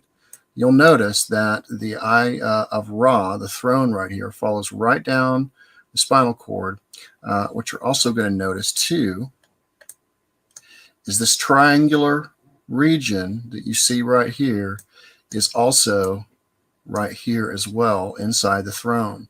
So this is mapped correctly. So when we back out and we take a look at the Eye of Ra, what we're actually interested in is we're interested in the pineal gland. That's what we're going to get to. And this is the location of where Busiris is. And we're going to see that it maps, well, you'll see. It's pretty damn amazing. Okay, so here's where we start taking a look at the golden rectangles. Now, all this stuff, the reason I made that part last time to show you so that this doesn't look like a bunch of mess to you and your eyes don't blur over. Let me tell you what we've done here. So the first thing, we have this one rectangle stretching this whole area that you see right here. From there all the way to there is the first golden rectangle. You'll notice because we have a really thick line right here, and that's our first line, which is basically the first line that you would see in Phi. Okay, so what we needed to do in order to capture all of the important points, and you'll notice that all of the tips of the sacrums here, they're all lined up, and so it's helpful to have an anterior posterior view as well as a profile view, so you can see what you're looking at. So I can see that this is the top of the sacrum, but it seems to be located right here where I can't see it. But it's also helpful to be able to see this up and down or anterior posterior as well. You're going to see now, I'll notice that the rib cage right here follows the same line as what you see right here. And the bottom rib is also, the way they are attached, they're attached up here, but the rib comes down here. But you're going to notice that where the rib ends is the same place where the rib ends right here. And so all of these lines that you see, so right here, the first place this area that you see right here was the area where his thumb was being used as one of the sections on the spinal column. And that was an important section because this is also where the heart is located as well. And we're going to see that here as we go on. So what we had to do here is we had to basically create these golden rectangles. And what I did was I would create a large one and then I would flip it. So you'll see it, and where they spiral and end, you'll notice that they create smaller and smaller areas. So like, for example, this largest one that I did that went from here all the way around, you can see that it curls in and it creates these smaller boxes. And each one of these lines that you see right here, you can use to mark off and draw all the way through this thing. That's how it all works. So this is not something that's just a mess right here. All these little boxes that you see right here are all based on phi. And in order to map the human body and figure out what these ancient Egyptians were doing, I had to create a bunch of these. And when we get up into the head, this is important. You'll notice that at each one of these areas that you see right here, you'll see that it's an important area. This is, well, we'll see where that is. This is basically where the Great Pyramids are. And you can see that this area right here is just below this throne. And then, of course, the area that you see right up here is where the pineal gland is located. And as we travel down this thing, we have these different areas. The reason that this is marked off as sacrum, stomach, heart, throat, these have to do with chakras, is what we're going to find out. But it also has to do with sections of the body. The heart section is actually a very large section that we see right here. But we're going to see that the curvature of the Nile and what it's actually doing will actually mimic the human body. Now, we're interested in starting at the sacrum. The sacrum is where the Temple of Man is located in Luxor, and that's located right here. And that the sacrum is, it would be considered your second chakra. The first chakra would be your root chakra. So even though we're not covering that, and that's not what they put on the was staff, for the purpose of visualization, to show you the first part of the human body and how it appears the same as an actual nervous system. This right here is an actual brain that you see right here. And this is your spinal cord going down. And you're going to notice the way that it ends. And it ends in this this thing right here that kind of spreads out into 4 or 5 different pieces. When we take a look here at the Nile area, we see something that looks very similar, like we're looking at the bottom of a spinal cord. So I wanted to show you that real quick because that's located just below the sacrum. And that's the next area that we're going to take a look at right here. And we're going to see the curvatures and how it matches also the human nervous system. So this is the area that we see. And you notice I've got some golden rectangles all over the place. But you will see that we just covered the root, which was right here. And you'll notice that when I drop another golden rectangle down, how it ends right in the middle of this thing, right where it frays out. And this is where we start the human body.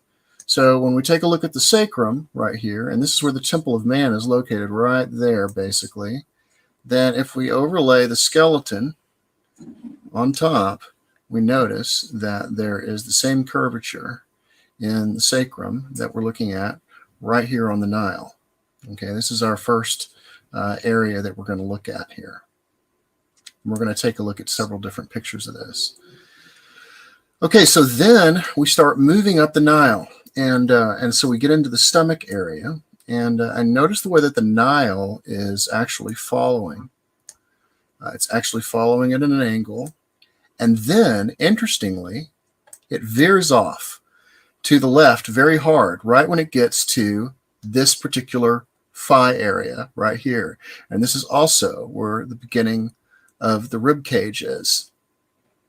So we can see this, and as it goes up the rib cages, you can see that the Nile is following the rib cages out, and then it follows them back in again, just like you see right here.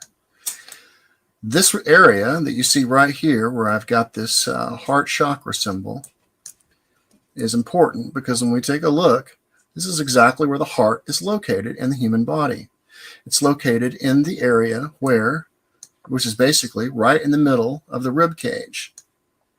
So this is where the heart would be located, right here. And you can see how the Nile follows the rib cages as they come up. And then we have this throat area right here. And the throat area comes up, and then the spinal cord or the spinal column ends right here. Dude, look. Does anybody see the Grinch on the right side of the screen? Look at the Grinch. Look at the Grinch. Hold on, where you look? Right side. What? Oh yeah, what? Dark blue Grinch staring at the heart. That's the water, Grinch. the body of the water. You mean? Yeah. Grinch. Grinch head. That's the Grinch. He's looking at the heart. Like, He's about to steal Giza's Christmas. Oh shit. Yeah, that's wild. Yeah. He's looking at the tree. He's looking at the Christmas tree. The tree. Grinch stole Christmas. Wow, look at that, boy. Just mugging at it. That's wild. Oh, but it's some good stuff, dude. Yeah. It is indeed. Yeah. Let's keep going. So this is the first diagram we're going to take a look at right here. Some very interesting things to look at right here are when you take a look at phi, when we start mapping, the idea that you have the same curvature going on right here is pretty impressive. And the way this follows up and then veers as soon as it gets to the rib cage, and then follows the curves of the rib cage all the way out and all the way back in.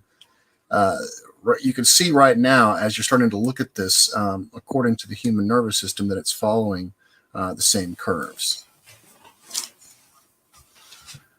Now we're looking at it from, let's compare what we just saw right here to what the profile looks like. Now you can see when you get to the top of the Nile, how the neck curves right here, which also curves the same as what you're seeing right here as well. Okay. You take a look at the spinal column as it goes down, and you map it at the same. It covers the same thing that you're seeing right here is what you're seeing. So you almost get like a down here at the sacrum area, you get the view of an anterior posterior, but when you get to the top here, following the rib cage and going into the throat, at this point you see it as a profile view. But you can also take a look at the sacrum right here, and looking at it like this, you could also get the same curvature. So it gives you a good idea of the way that you're looking at the sacrum, both anterior and posterior, and also front and backwards. All this is mapped perfectly to phi, okay? All that's really important.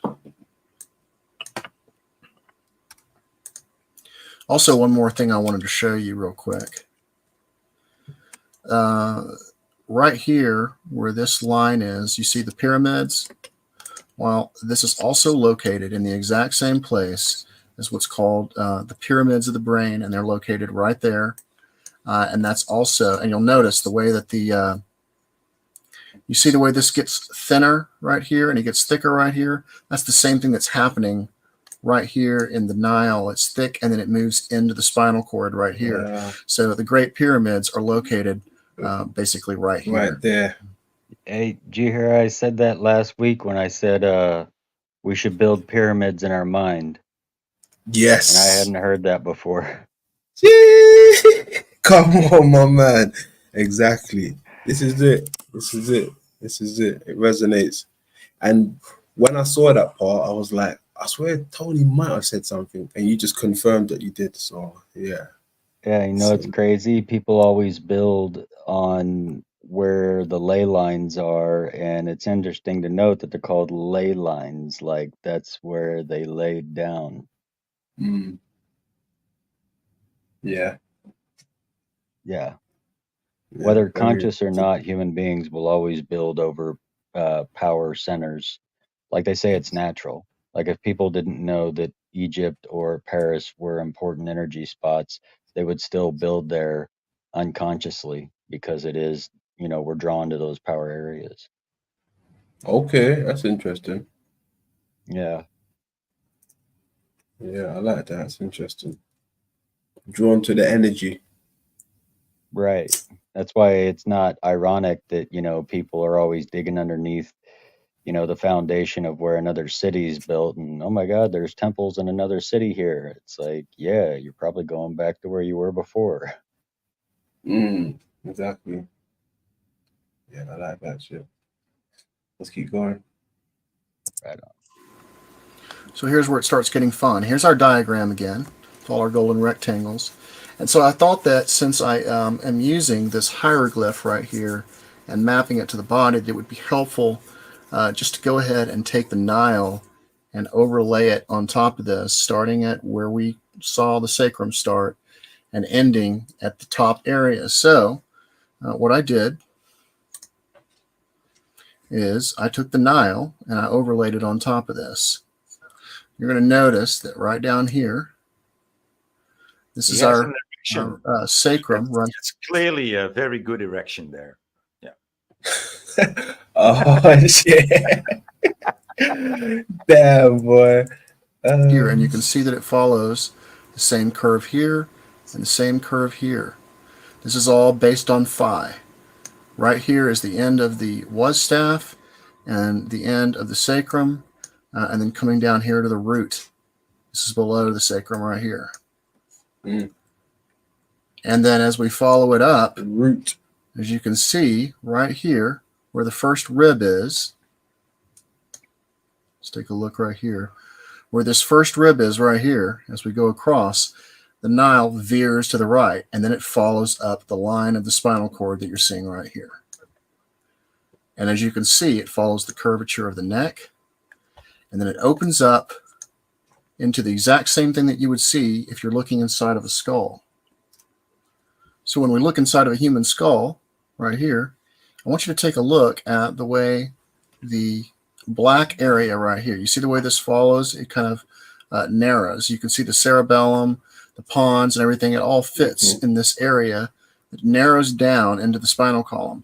That's exactly what is going on right here with the Nile as it goes down into the Nile, or the Nile Delta as it goes into the Nile. We're seeing the exact same thing. What else you might notice too, that's really pretty obvious as well, is you'll notice that the bone of the nose right here is also following the line of the land right here. So when you put the skull in a profile and look at the way that the Suez Canal follows right through the eye, just like the skull. Now, based on phi, this is this is an MRI of the heart. That's crazy. The Suez Canal is right through the eye. Dude, that's crazy.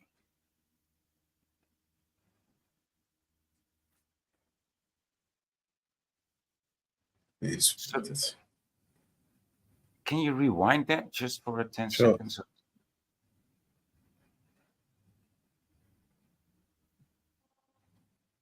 Going on right here with the Nile as it goes down into the Nile, or the Nile Delta as it goes into the Nile. We're seeing the exact same thing. What else you might notice too, that's really pretty obvious as well, is you'll notice that the bone of the nose right here is also following the line of the land right here. So when you put the skull in a profile and look at the way that the Suez Canal follows right through the eye, just like the skull. That's not the Suez Canal, is it? It's the tip of it that would lead into the Red Sea.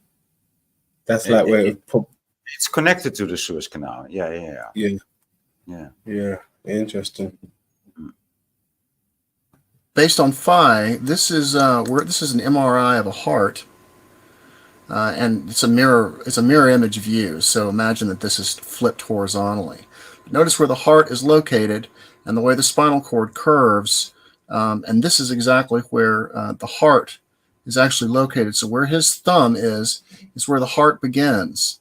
And if we take a look at phi, our phi ratio right here, this is this phi right here, this the thick line, is basically appears to be where the heart ends. So here's your thick line right here coming through. So this is where his thumb is right where the heart starts, and right here on this major phi line is where the heart ends. Notice the way that the spinal column is curved and where the heart is located. So where this thumb is on him is where the heart starts, the actual heart itself.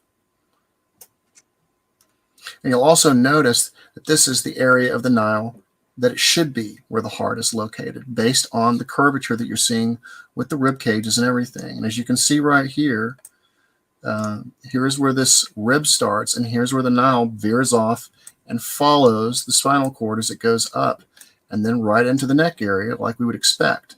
It's mimicking the human nervous system. Now let's take a look at another graphic, which is almost the same thing, except what I have on this graphic is I have these various temples located on the Nile. And this is where the Temple of Man is located. The Temple of Man is located just above the coccyx, where the sacrum begins. You can see the curvature of the sacrum is the same. Abydos is located on the next phi line that you see right here and is located still in the sacrum area. Acmeme is also located on a phi line as well and is located just at the top of the sacrum. And as we move up, right where the rib cages start, we have Asiyut, which is located right here. So at the right edge of these red lines is where the actual temples are located. And so you can see what it's trying to do is it's following the spinal cord all the way up. These various temples are located in key areas. So then you have Armana and Hermopolis, and they're located in the lower rib cage. This whole area, though, is considered the heart chakra right here. This whole area of the rib cage is considered the heart chakra. Oh. And I'm not familiar with all of the temples on the Nile. I'm sure there's really important areas that I'm not familiar with and everything. But here's, we move up. The Great Pyramids are located on a phi line compared to everything else. And this is exactly where everything starts moving into the base of the skull. And as you can see, this trapezoid right here is showing you the pons area. And then right up here is Busiris. Now let me show you something interesting about this. Because when we come back to our Google Earth. 7 stages, right? Yeah. What's that? 7 stages. Yeah. Yeah, it started with it started with he's pointing out 7 stages. And I immediately recognized the first one with Sunday, and then a Monday, and a Tuesday, and a Wednesday. And so we're here at Saturday. It's called, what's it called? How does it call it? I mean, the place that he's pointing out now. Okay. Oh, you're doing them by days on the okay. Yeah, it's 7 stages. And this is Saturday. He's pointing out. Okay, got you. This is where Busiris is located. Busiris. This is my doing using phi, and this is where it gives it to us the coordinates. If you go and look up Busiris, it gives you the coordinates right here.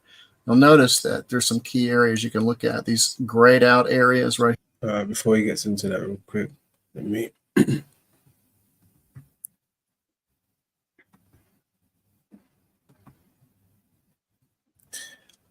all right, got them now. Busiris. I never heard about that. This is what I was looking at, T. Oops, where's it gone? These things here. The Yeah. spine of Osiris. Look, the spine of Osiris. Right, this is what it's down here. The spine of Osiris. You see it? Wow. And then look, they got them with human hands here. Right. They got them here. Where's the other one? That they're building it up. They're making it. Wow.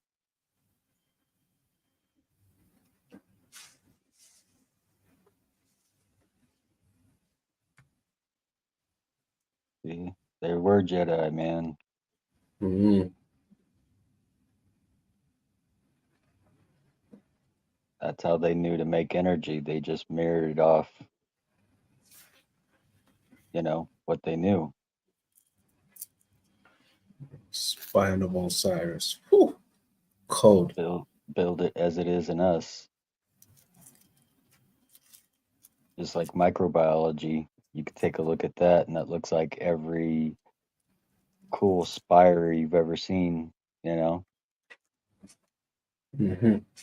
Yeah, naturally energetic shapes.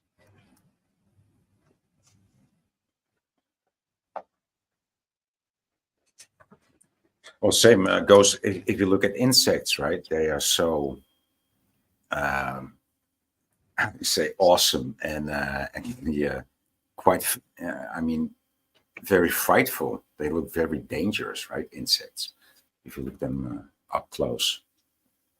Yeah. Insects, yeah. Yeah. Yeah. They are magnificent. They are majestic. It's like, wow. I mean, if you would have that, like a human size, dude, that stuff, you can't win from that. Yeah, we'd be done. Yeah. Especially Yeah. if it was an ant, because they can lift like 10 times their own body weight and would basically be indestructible. Yeah, and have these bees and everything vibrating, just hovering through the air like it's nothing. Like, Weird thing is, if there was a bee your size vibrating its wings close to you, it would actually get so hot you would die. That's how they kill like the big wasps that come after their nests. They Yeah, cover vibrate. them and then they vibrate so fast that they kill it through heat and Yeah. suffocation. Yeah. Yeah, I've seen that. It's a real deal. Yeah. That Powerful stuff. 7.83 is pretty important. We vibrated that, the earth vibrates at that, bees do it. And that's where the scarab beetle comes from too. Its wings vibrate at 7.83. That's why they made everything so sacred there, because that's how they were moving the damn blocks. And it's actually the shape of their wings, right? That their wings are shaped in a certain. Well, certain yeah, and it structure. has properties as well, because there was a guy in the 50s who made a hoverboard by putting a bunch of its wings in this sandwich container platform that he could stand on, and then had controls to where he would like shake or rotate them inside this box, and he was able to fly on this thing quite fast. Mm-hmm. Yeah, the properties. We don't even know about the properties. Right. And it's wild because I've noticed as well. I mean, have you ever had the flies in your house, right? And you leave them by the window, the body's decaying, but the wings are still there. I can always just pick it up by the wing. I'm like, oh, the wing's still there at least. The wings are always there. Yeah, it's interesting. I think you have a fly eater in your house. I've never seen that in London. You don't see that? Okay. No. Yeah, the inside of it'll rot it out, like, almost like hollow out and fall away. But the wing, I don't think the wings disintegrate. Even like when I used to go to commercial buildings, which I used to work in, whatever, when the windows have been closed forever, you see flies that are gathered down by the window ledge. And you're like, fucking hell, just a bunch of flies, but the wings are still there. I've always seen it, but I've never questioned it. But now as we're talking, I'm like, yeah, I do remember wings still being in good condition on these insects. I do remember waking up one morning when I lived in Johannesburg.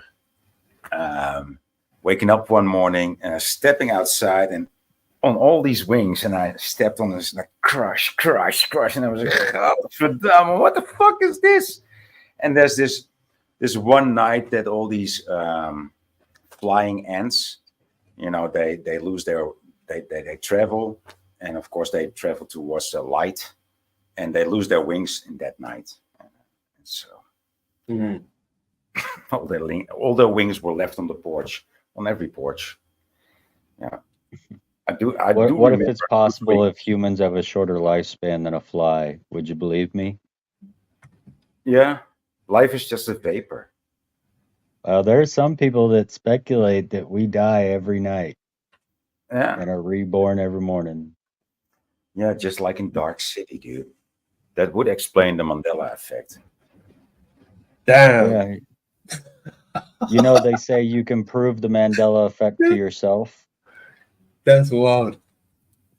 Try to shift in a way to where something would change that only you would notice. Make it a difference you would see as big.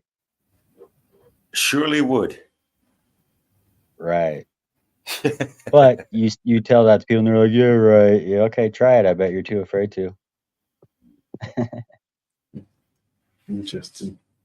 Yeah. Let's get back to this. Cool.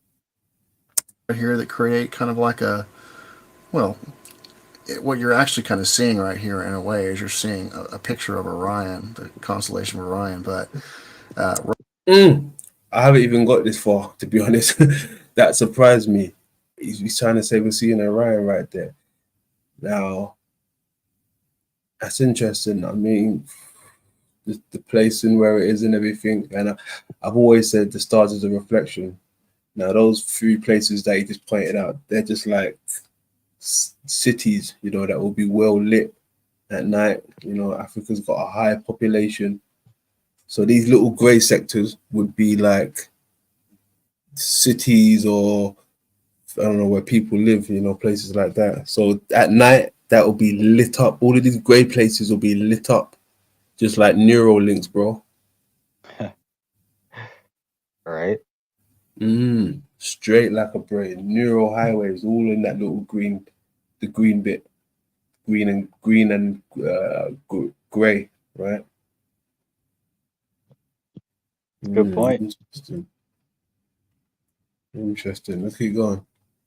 Right here, you kind of have this triangular region, and that's the same as this triangular region that you see right here. And right along the Nile, which is right here, is a difference basically between this and that. The coordinates that I'm given is basically right here, and what I'm shown based on phi and everything I've done is right there. So we have gone from the human body all the way down to where the sacrum is, where the temple of man starts, moving our way up, seeing these various temples along the way, with the Nile following the outline of the body and making curvatures at very key points, following the rib cage, going all the way up to the neck area, and then moving into the head.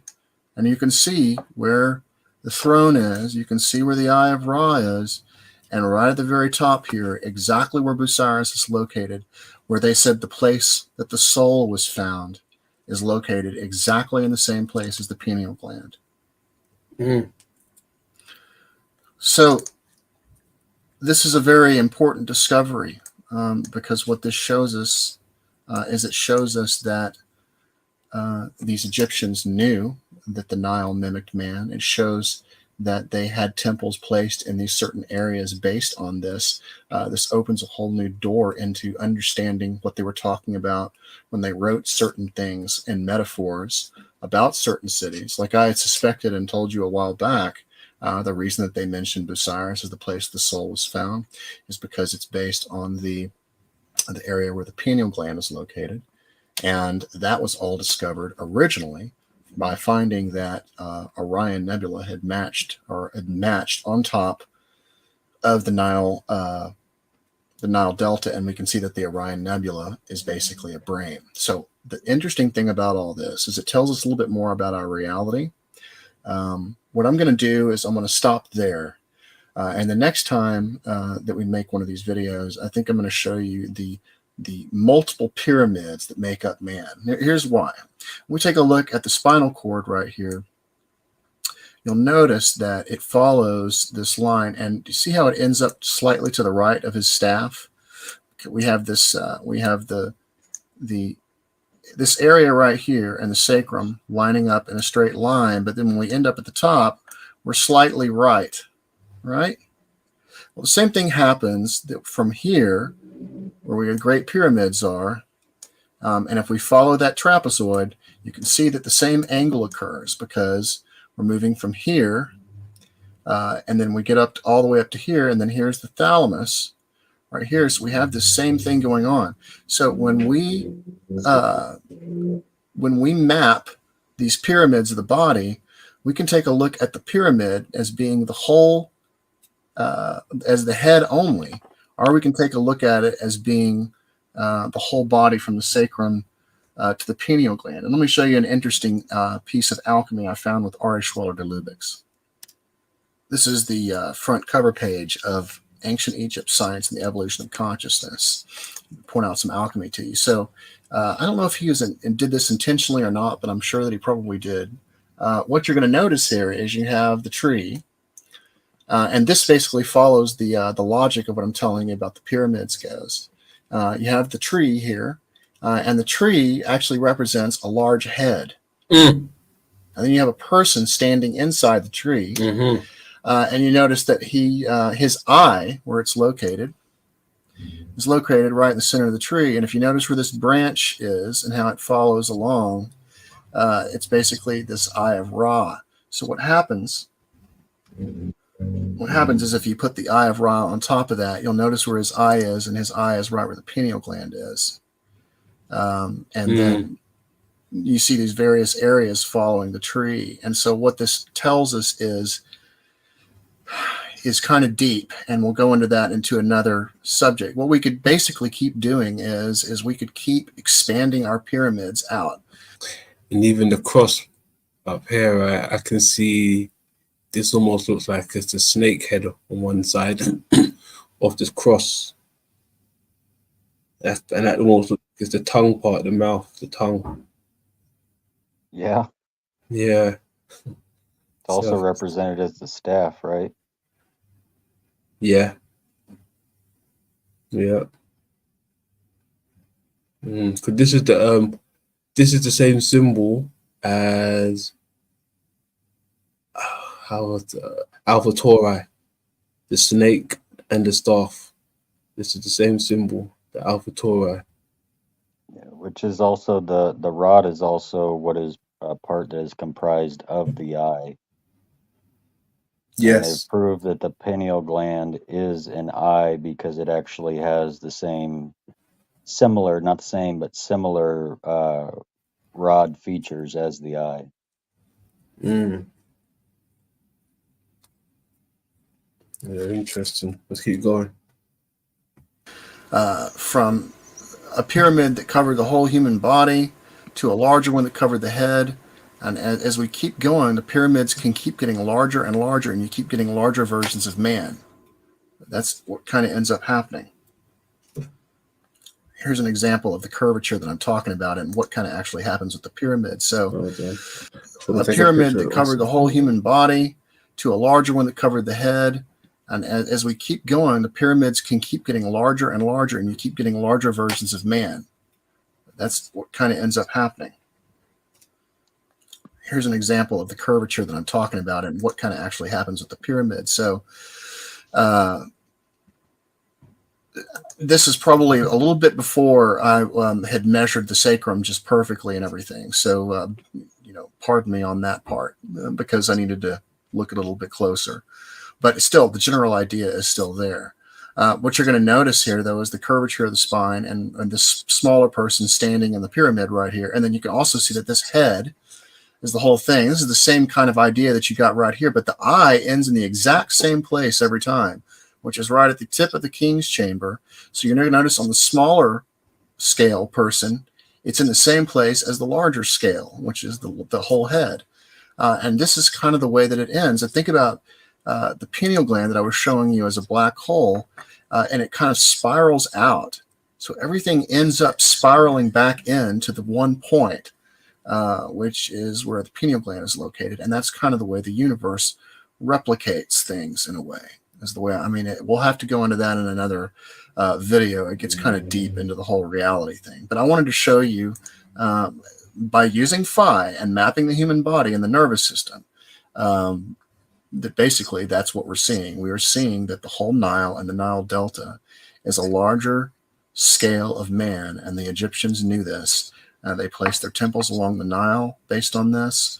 They had the Temple of Man located in Luxor, right where the sacrum would be, just as if somebody were traveling a journey and moving all the way up to the top.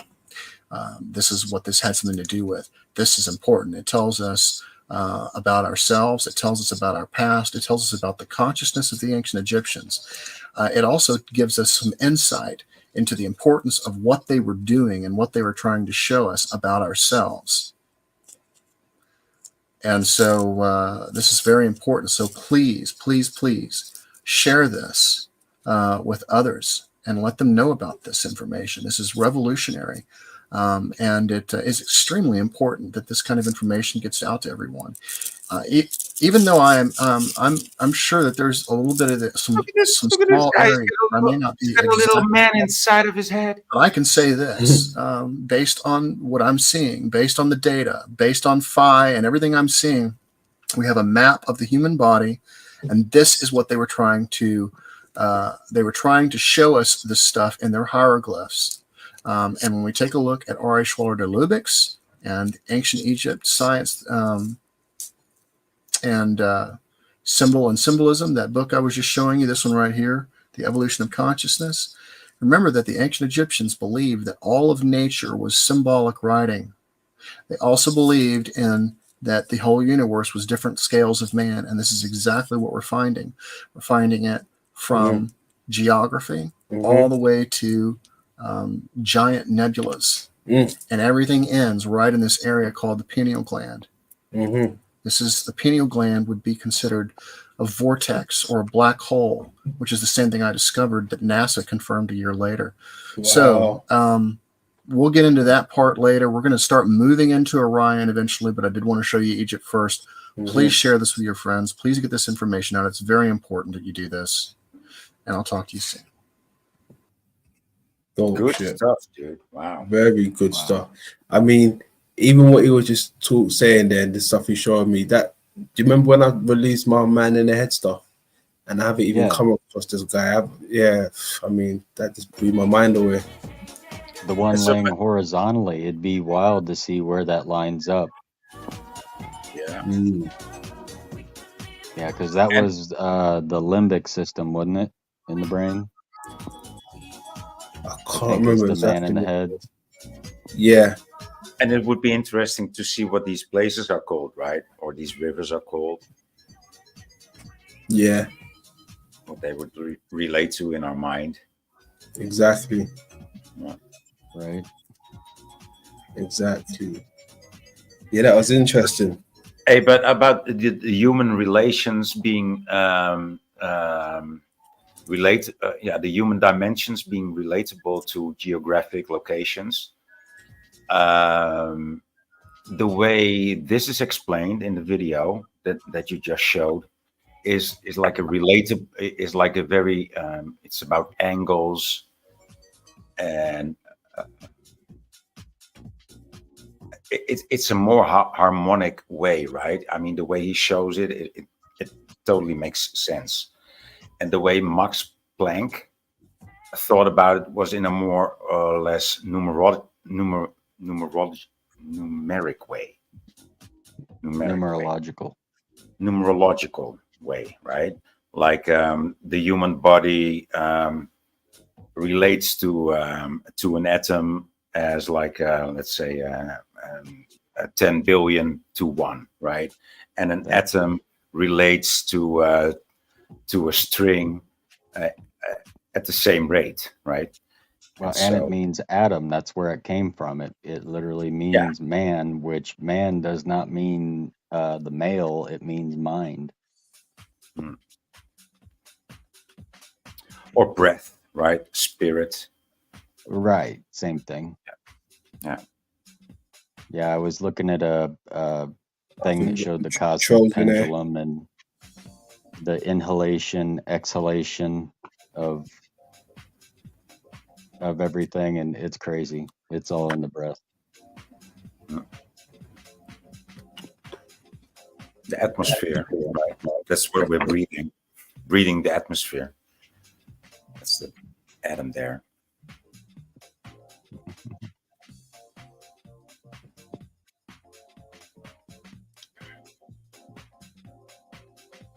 Yeah, that was deep, man. Those overlays were really good. Yeah. Indeed. Very Indeed. Very convincing.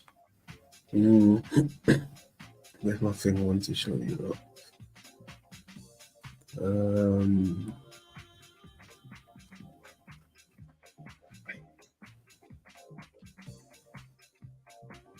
So he's saying they basically built on top of the original Jedi.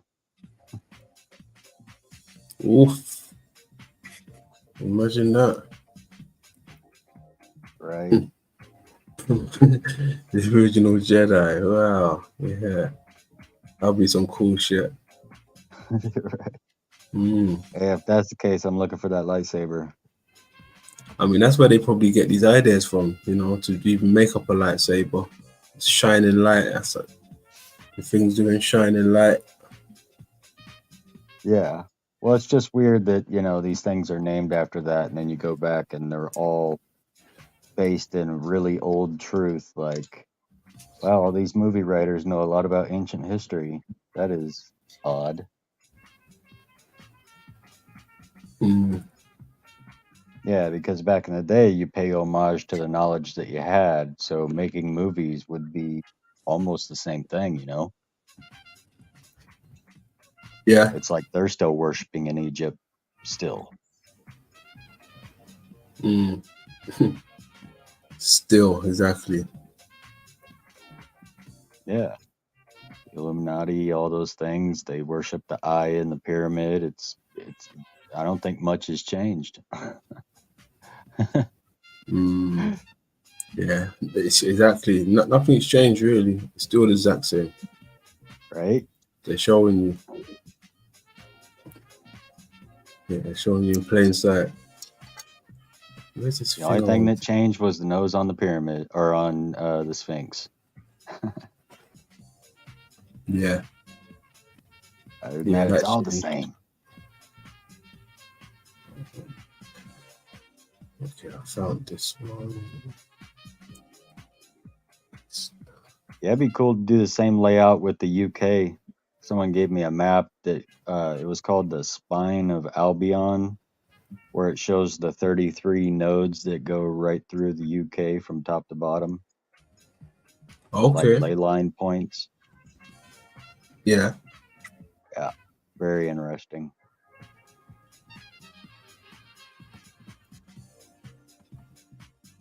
I wanted to. Okay. Found it.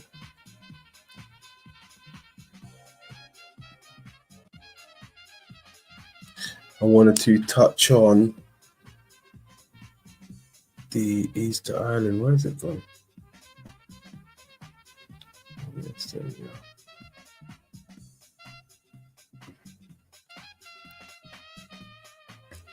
Remember this little beauty? Yeah. Mm-hmm.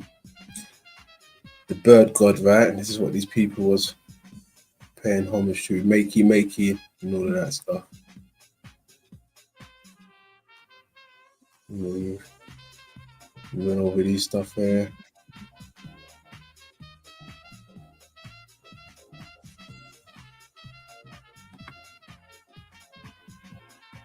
But do you remember when we looked at this one right here, right? Yeah. Now, keeping in mind, this is Easter Island, right? this is more close to this off the South America part, right? Not too far from South America. But I've noticed the South Americans, they have something very similar to this, right? And it goes a bit like this.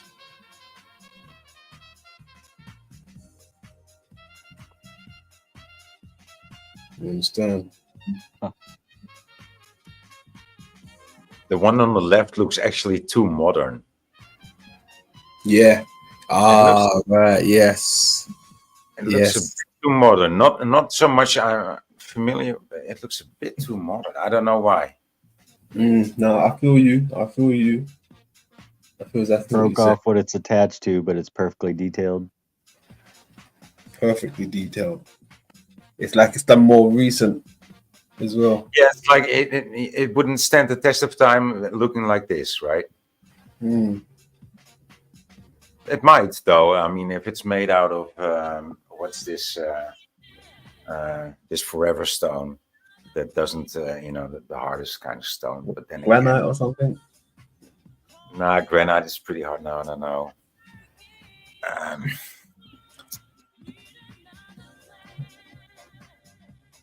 I don't know.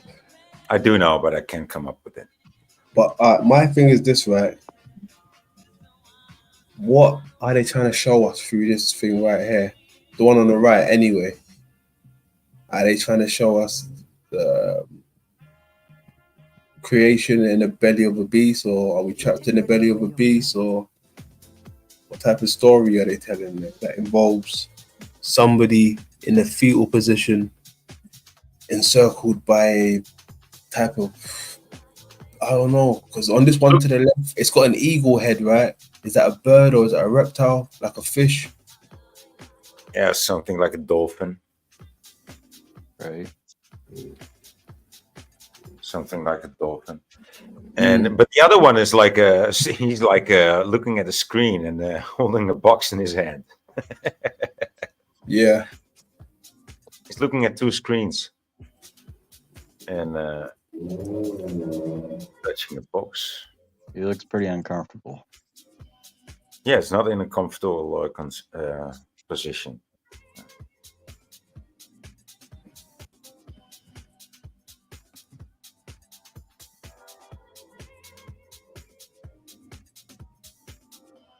So there's more in this drawing. I didn't see it.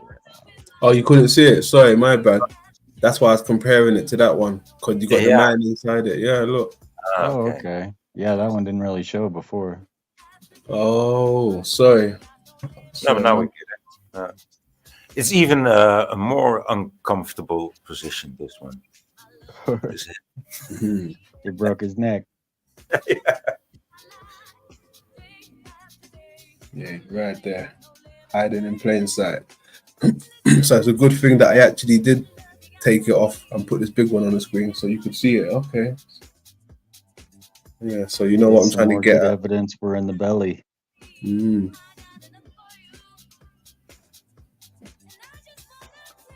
All right.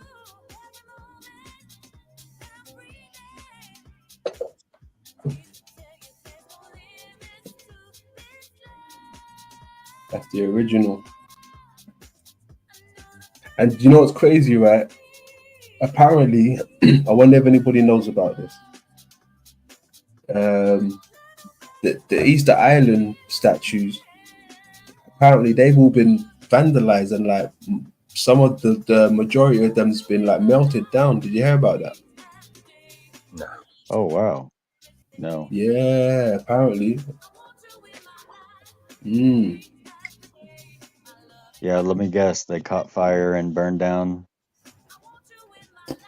Something like that.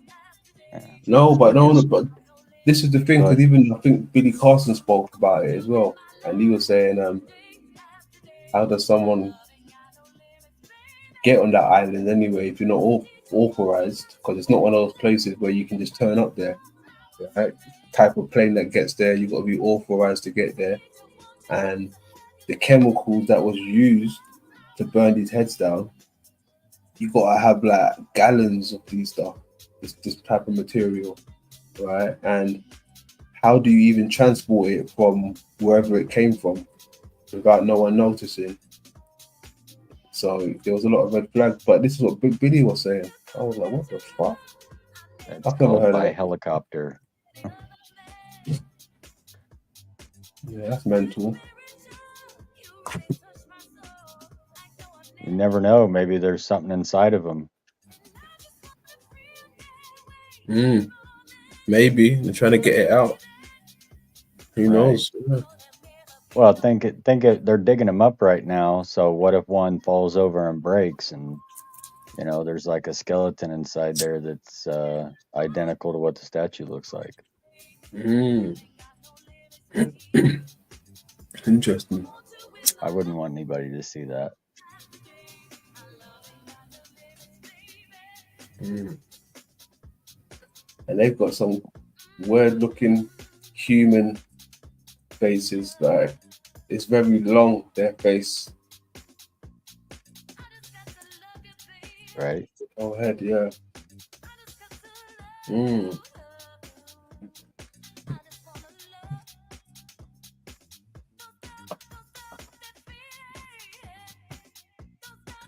The other day when I was on Z's, right, we was talking about Yahweh, right, and the connection to the dragon. A lot of people, some people spoke of Yahweh being the dragon itself. Okay. So that was this. Excuse me. That was an interesting topic. There's a few things I wanted to touch on with that one, and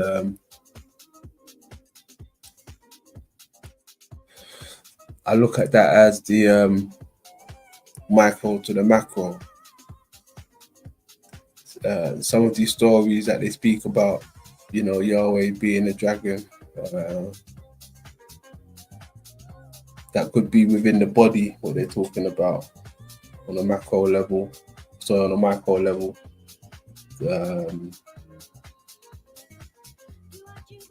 just the hydra in the eye, right? That could be some type of worm, but on a macro level will be known as a dragon, but on a micro level will be known as a worm parasite. And even in the Hebrew description of the cosmos, they have the worm chaos at the bottom of the place we call home. The place. It's interesting. That's also represented by the pharaohs. Always had a snake on the forehead. Correct. Yes, they did. Indeed. So I think there's some connections there. Right. I think there's some connections there, especially with Yahweh, the serpent on the cross and everything. Let's take a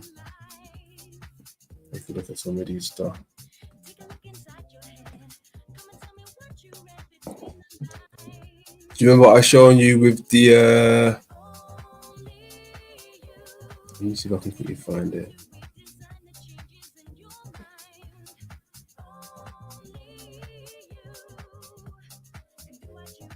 Right here, right? Remember the cross? I was saying it's the snake. That's the snake, right? That's the snake on the cross. It's the same thing right here. The snake on the cross right at the top.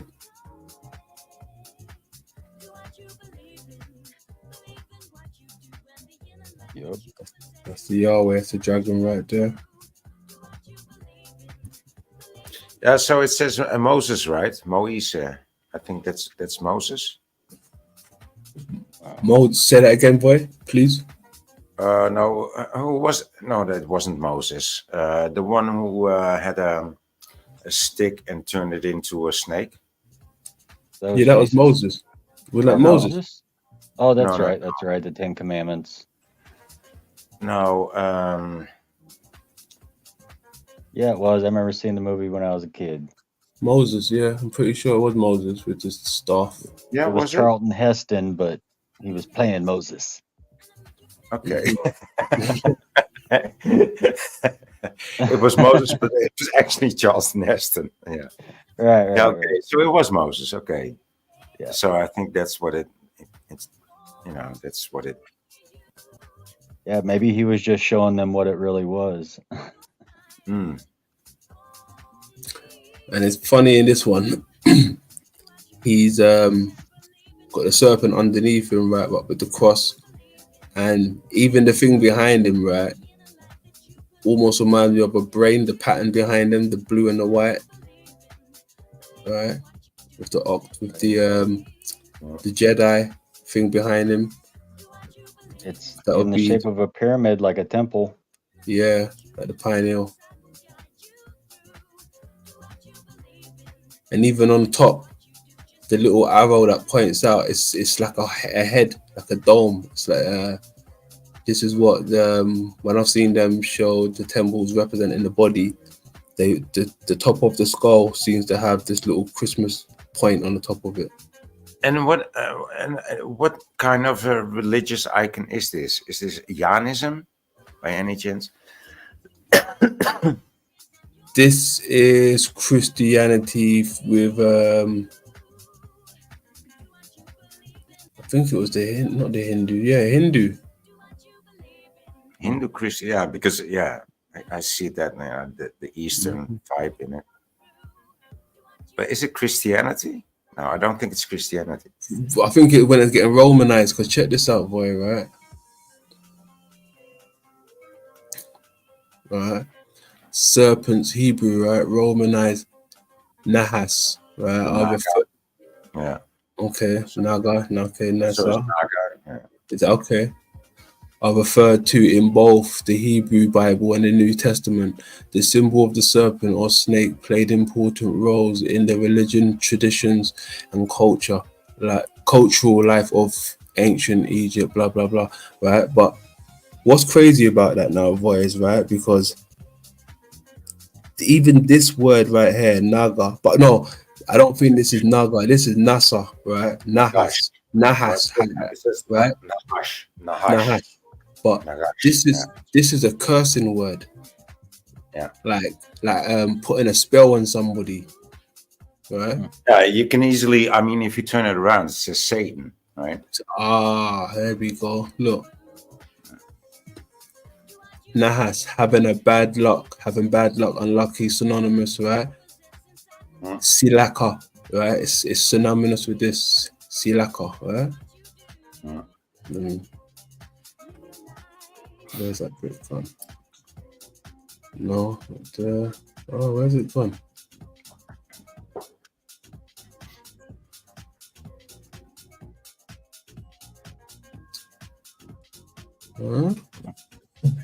One second. Yeah, and it's also in the Hebrew word for tricking somebody, right? Nasha. Oh, okay, Nasha. That's almost like Dennis the Menace. He's always tricking some. No, not Dennis the Menace. What's his name? The other one with the dog Nasha, Beano, and what's his name, boy? You know him, man. He's red and white. No, red and black. Dennis. Is it Dennis? He's a naughty boy with a dog called Nasha. Always pulling tricks.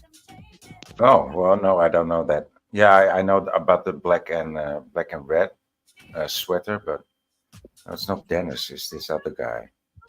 Someone in the chat room must know. They must know. Yeah, so like I was saying, right, that there, right, Silaka.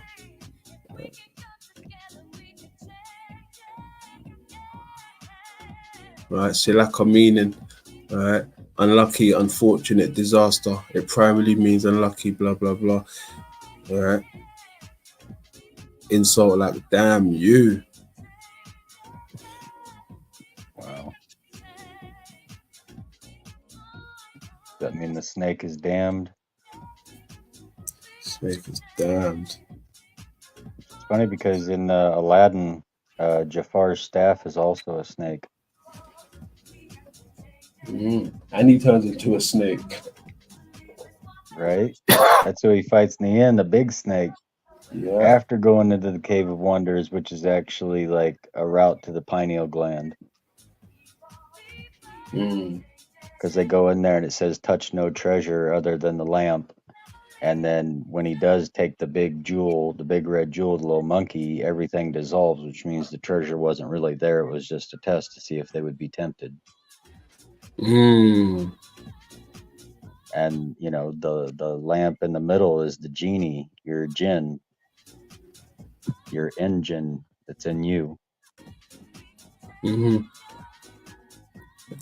Jinn. Yeah.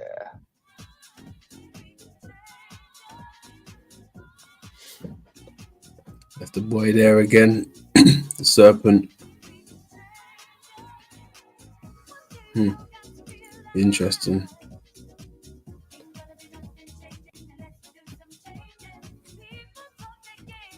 The first beast.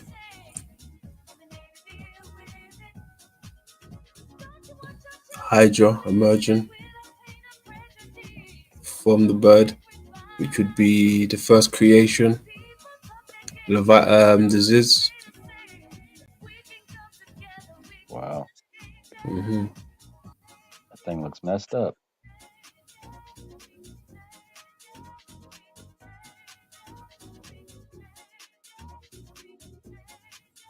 Yeah, that shit's wild. 420 if you got that. 420 if you got that. Dude, I got that, but I got to roll up again. Yeah, hell yeah. What are you talking about, man? We do a quarter a day. Tell him.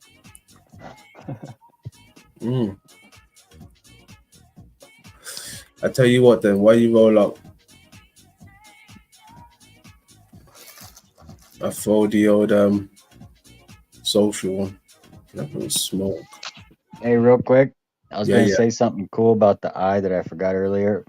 The Please. third eye is called the A10. And remember what I was telling you about antenna the other day? It follows the same rule, the A10. So that would be A, and then 10 is 1 and 0. So that's connection to IO. Okay. I feel you there. Yeah. Yeah, like that's our connection to the AI. Okay, I only wanted to show it. Nah, you know what? I'm not gonna push it. I'm gonna leave it for another build because I've got some more shit to show. And I knew it. Ah, shit. Yo, code. Yeah. Yo. I leave that. I ain't even gonna push it. Yeah. The words mirror exactly what they do. Yes, sir. Yeah. Some cold shit. Don't worry, we got them for next time. You want me to tell them the antenna thing real quick? Oh yeah, of course. Keep going with that one because I wanted to show you. I'll go ahead real quick just because it's clever. The word antenna is A, 10, and A in sound. So that would be an A, just like the antennas are all pyramid-like structures. You have a 1 and a 0 in the middle. So it's basically two pyramid antennas sending ones and zeros between each other.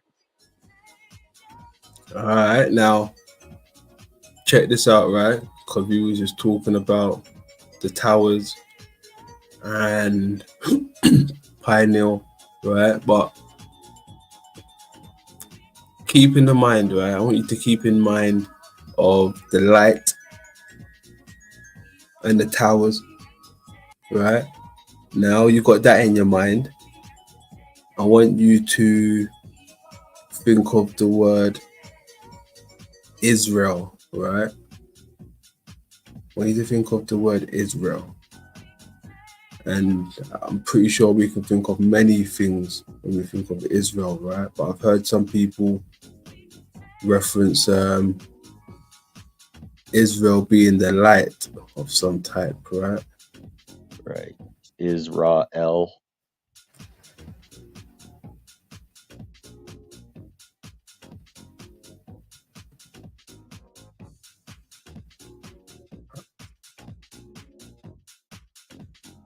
fuck is that? A light farm? Oh, it's a light farm, right? Yeah. Mm-hmm. That's Wow, crazy that is stuff. actually a solar salt generation plant. Mm-hmm. They all pointed to one point, right? So it gets superheated. Yeah, that's called Project Archimedes. Come on. Could this have been the shit that they were showing us in those old pictures when you got the ships getting burnt by some type of weapon that's coming Yes, off? that's what I thought. So I thought, they weren't just using these mirrors to burn ships, but to generate power. And a lot of these central pillars in these towns and the star forts were taken out. That I believe were solar salt. That's why salt was a commodity of the old world, like money. Yeah, They had salt pans everywhere with people collecting tons of salt from the ocean. That's where the word celery comes from, right? Oh, yeah. But yeah, this is going to be the new power of the new generation is solar salt. Or yeah.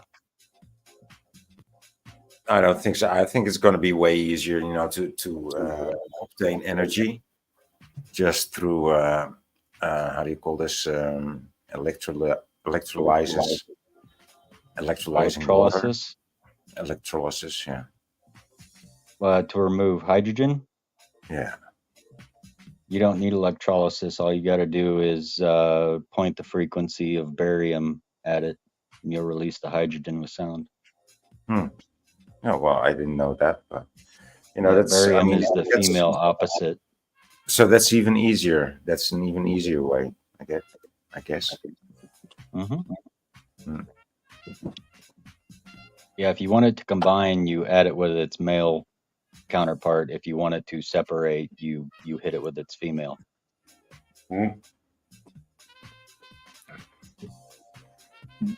My man.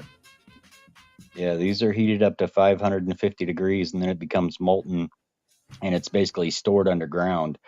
But it's like 10 times more efficient than the solar farms with the panels, because they have so much energy loss in the transfer from the panels to the batteries, and all batteries have loss just sitting there. So what a lot of these other places do, they're sending their surplus energy to these salt farms, and they convert the electricity back into heated salt, heating more of the salt, and then they can, if they want to, put it on a turbine and reconvert it back to electricity, because it's a more efficient way to store energy. Oh, you Isn't lost that a me. trip? It's a trip. Yeah, I'm pretty sure that's how they were making power in the old days.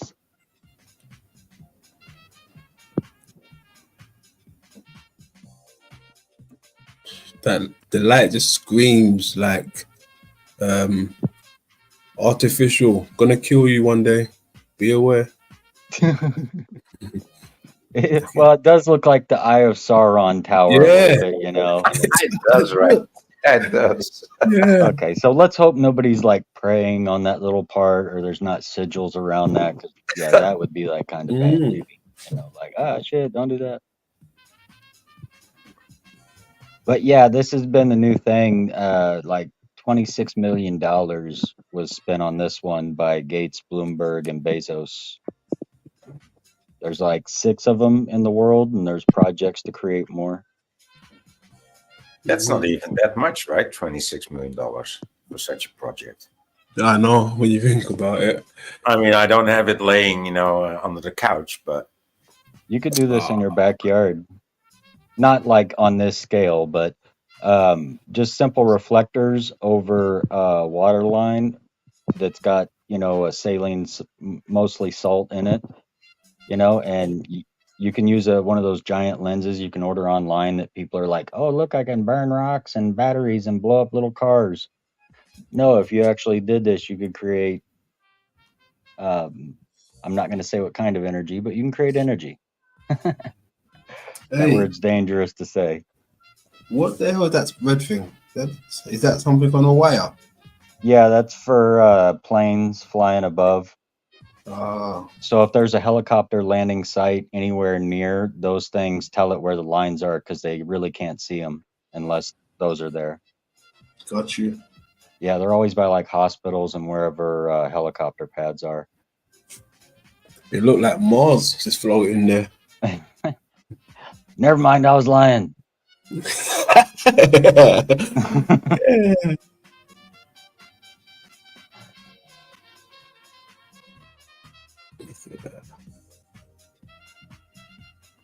Yeah, but just think if you had that kind of magnification of light with all those mirrors just to heat that. What if you covered the tip of that thing with another mirror, pointed that in space, and then redirected that downward somewhere? I'm thinking if these mirrors give off a reflection up in the firmament or the sky, what would they be?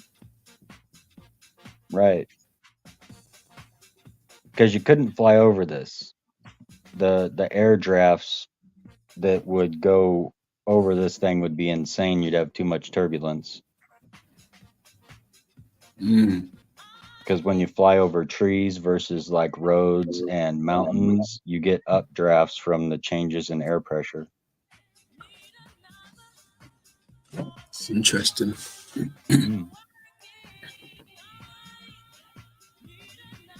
Telling you, they ain't got no original ideas. That's why they're just now coming out with it. Like, finally, we can start doing the salt thing.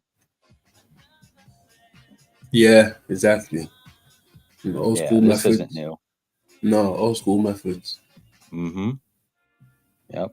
All energy systems right now that produce electricity all still work off newer versions of the mercury arc rectifier. Yeah. The original battery was based off the Leyden jars from Egypt. Okay. They don't have any original ideas. Yeah, in 1800, Volta said he made a battery, but he just reverse engineered a Leyden jar. Yeah. Reversed a Leyden jar. Correct. They ain't got no original ideas. They just went through history, said, hey, we got all this cool shit. We need you to figure out how this works so we can say you made it.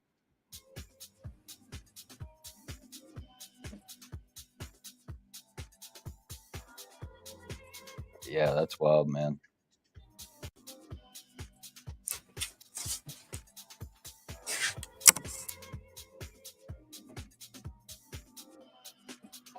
Yeah, we're gonna dive into this on the next time round some more because got a few things I want to show for next time. I ain't gonna push it. Hey, I need to go to the toilet. 2 sets, boys. Cool. Yeah, and they also say that there's a pyramid on top of the body. Like if you're trying to, like at all times, like it's doesn't physically exist, but in every other existence it does on you, like when you sleep, and there's 7 levels that you have to go through to get to the top part of the pyramid to get out through the crown. I'm stretching. Touching the top of my pyramid above my head. I was like, what? You're stretching what? Stretching. Yeah. Yeah, that's interesting how that matches up to the body.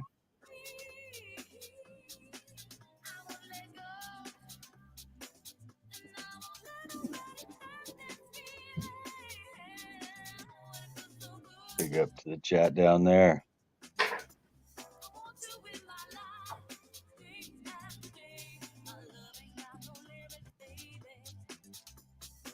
Yes, Lord of the Rings is real. Hey, I'm so glad I'm just got back to hear you say that. Yes, sir, it is. Don't worry, I got you on that one, TT. Trust me. The shit they showed me the other day, right, with a concept, right, of Middle Earth and Lord of the Rings, right, matched exactly up to fucking Mars when I had a. Anyway, I ain't talking anymore. Wow, Yeah, bro. Mars Wow. and Midgard. Like it matches up with all the same stories, man. Middle Earth. Wow. Got him clocked. What's he saying? Hold on. I never can say goodbye. No, no, no, no. I never can say goodbye. And I can't sing either. Ciao. Hey, that's boy. Boy. Diva singing his way out the door. I expect no less. Salute, boy. Hell yeah. Big up, boy. But yeah, hey, that mid-card shit, we're going to do a building that soon, bro. Trust me. Got him. Hey, I don't know, man, and you never know. Maybe that could tie into like the inner Earth itself. I don't know. I'm gonna have to look more into that. Because in Lord of the Rings, like the evil only stayed alive because it bored underground. Yeah. So it all ties in at the same, you know. But you know what's crazy about it, right? Because part of it, the shit that I was looking at and I came across, right, it reminded me of some of the work that God Give Lemsdeth done. It's like when he spoke about, when we both done the Baal segment, when we had things getting birthed within the earth. Okay. Yeah, I remember. Yeah, and that's what the Mars Midgard ship kind of reminds me of. It looks like something's hot, living within the earth. It's wild, man. I need to show you anyway. I need to show you. It's fucking crazy. Right on. Even if there's one time when I zoomed into like a crater, right? And when I threw that part in the Google Finder, the reverse image, it came up with like a moth, a type of moth, like a creature. I was like, whoa, are they trying to tell us something with the Godzilla and the moths when he fights the moth creatures and shit? I think so, man, because that moth and butterfly symbolism is pretty prevalent in the big beasts, you know? Yeah. What if the whole body of the earth is a giant moth and we can't see the wings? In the cocoon. Right. Which means we haven't been born yet. Oh, wait, we're not alive. Yeah, it's wild. Yeah, that was pretty dope, man. That's got my brain thinking all kinds of things. It all lines up, though. You know, that's the synchronicities don't lie, and the more you can show them, the more it's like, okay, now do you believe me? You know? Yeah, it's badass. Badass. Yeah, I enjoyed it, man. Connecting some dots, shooting the shit. It's good stuff. Good stuff. Let me see who is live. It's not possible, London. Nobody's alive. Just kidding. Jackie boy, see what Jack's up to. Maybe we are AI because the only time we're alive is when we're online. Think about that. AI in a building. Very interesting experience. There was some very adult and real direct conversations being had.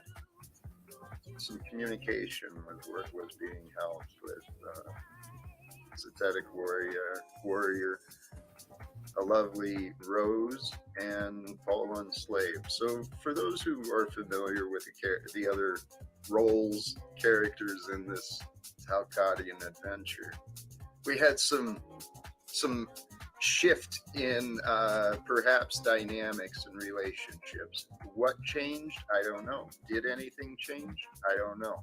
Brings me to the point. in just over about a half hour, I'm going to head over to the Zetetic Warrior stream. I know he's scheduled to start here in a few minutes if he hasn't already. But yes, the intention is I'm going to go visit him and we will discuss, perhaps, see what we experienced or what we think for the future. And if anything, you know what? I enjoy sharing time with Zetetic Warrior. Talcott Express, blessings to you. And already do have a guest here, someone who I had the pleasure of speaking with earlier. And welcome back, Joe Moore. We were having some great conversations. You there? Maybe taking care of stuff. Hey, the idea is, oh, there you go. Yeah, I don't know if I'm coming through. You know, I'm on a phone. I don't have that router, Wi-Fi, or anything of that like that. But yeah, good to talk with you again. You're going to go over to Z's. That's good. You know, Z has great content. You know, he switches it up, and now he has Rose over there working with him somewhat, and that's like, you know, everything. It just comes together, and it's a good flow, good energy. Mm-hmm. So yeah, I enjoy that. I enjoy going over to Z's. Me too. So, you know, I do have. I'm going to turn you down just a tiny bit, Joe. I do have the hopes and the ideas of working together, working with others. My whole idea with this topic, right? I know how many people project me, how they represent me as though I don't do anything. I kept getting told, faith and no action, you know, you got to take actions, Jack. Well, I'm doing what I believe is right, and I am taking actions. But the point is that me having the topic, having fun with life, right? There is a time for fun. There is a time for work. There's a time for sacrifice. There's a time for celebration. There's a time for all things. That's what life is. So can we have fun with all things? Can we have fun doing our work? Can we have fun learning? Can we have fun growing and recognizing the freedom that comes with letting go of old ideas, old attachments, old judgments. When we let go of what was, holding on to, you know, the parts that we want to become us, because we develop all these different skills, all these different attributes. We don't want to lose what we are, but we certainly don't need to carry around the limits of the past. That's the point. How to have fun and how to live from wherever you are with peace in you, because that's the whole goal. That's the whole point of religion and stuff, is so that you can have peace and faith in being you. So you're not all worried about getting caught for those crimes you committed, or, you know, getting whatever. There's a reason all these rules are there for. Hey, Joe, feel free if you've got anything, jump on in here.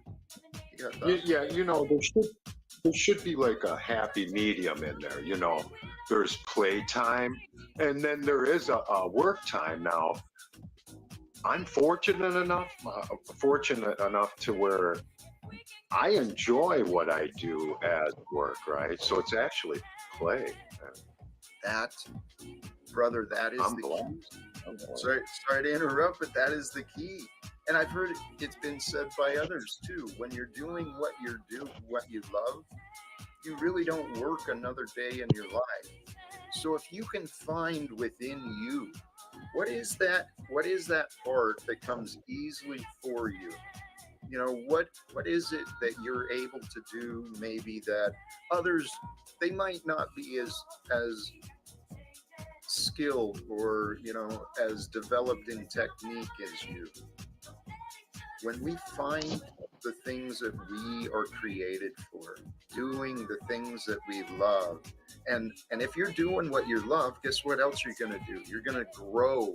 You're going to spend time learning more about how to improve, how to do better. And then you're not so fixated on the rewards and on the profits, the results. We focus on the journey, doing that which our heart leads us to do, man. Life is amazing.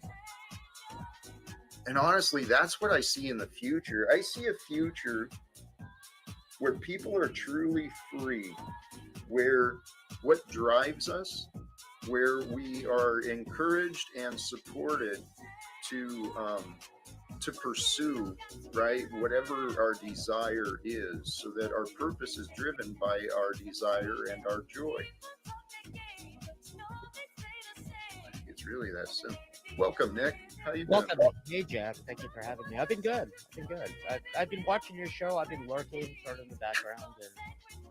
And today I got done with work early today, and I'm in a good mood. So I was like, hey, just stopping by to say hi. Good for you. I appreciate it.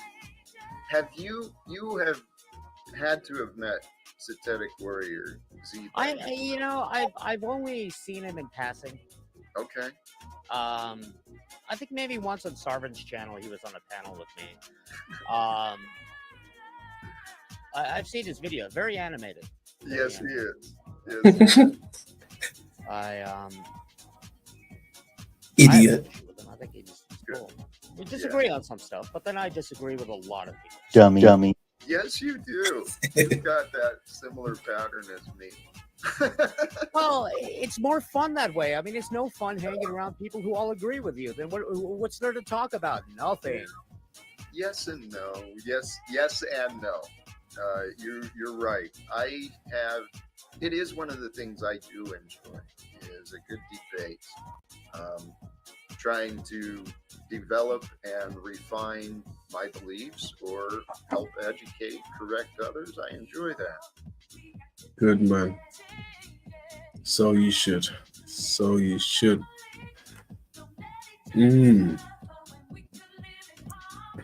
What's Ty saying? What? No, there's a question down there. Do you think Jack is a good being because he's about to houseless? If you want to help, anyone give $5. Yeah, he said something like he was having some issues with having to give it back to the bank or something. Oh, that's terrible, man. Yeah. Why don't I was gonna say, why not he just downgrade, but maybe he's tied to the house for sentimental reasons. Yeah, he said that's where his kid grew up and everything, and it was a house he wanted to eventually pass on to him. Yeah. Hey, you could always make one of those crazy bets. Go get a $100,000 mortgage, go to Vegas, see if you can triple it. Damn. Damn. Imagine that. Yeah. Go for Red 42.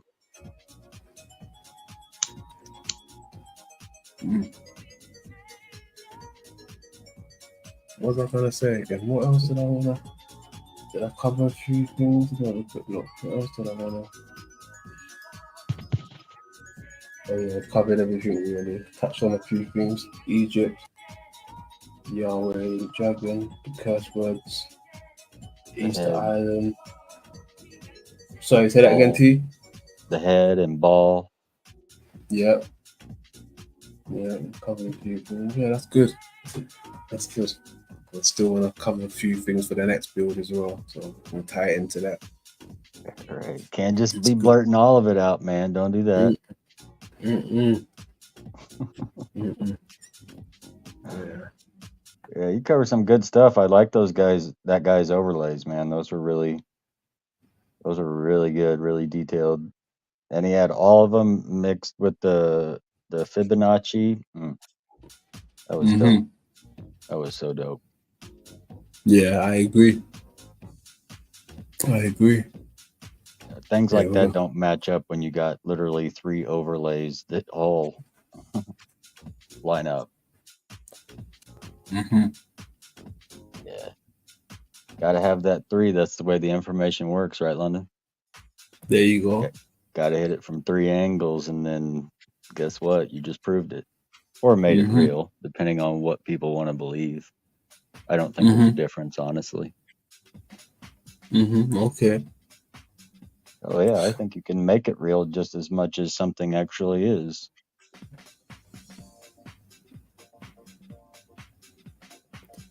There you go.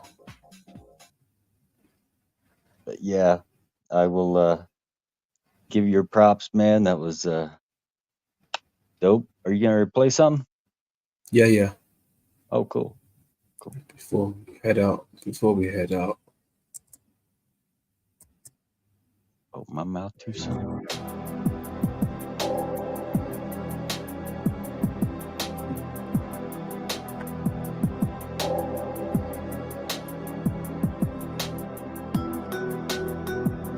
This is outrageous. I haven't done anything wrong. I'm not a thief. We want to help you, Mr. Valentine, with a home of your own. And that was a fake, right? We paid $35,000 for it. An employment with our company.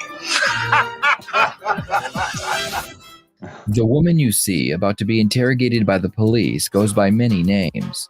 In fact, she has used almost 24 different names over the span of 2 decades. It turns out that her real name is Kimberly Kessler. Are you sleeping? And yet, the hypocrisy that spews out of the mouth of some people is just insane. It's insane.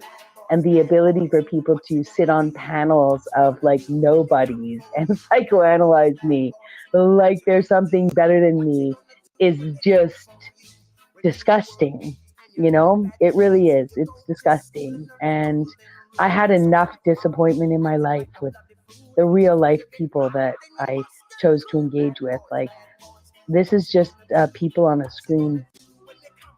And I definitely don't need to repeat these patterns on a daily basis just for everyone's entertainment or my own. You see the weird comments of, I used to like her when I knew Bex when she was just looking for the truth. How did she get wrapped up in this stuff? You're like, the fuck? You know? Seriously. The detective seems to have Rebecca Broom under pressure. She seems to be cracking in every department. Let's send in Detective Harris McGee, see what he can find out. We need to make sure that Harris McGee can function even if the filters are down. As you know, YouTube is cracking down currently on the use of artificial intelligence. We understand that. We don't need that kind of power in the hands of terrorists or LARP terrorists or YouTube terrorists.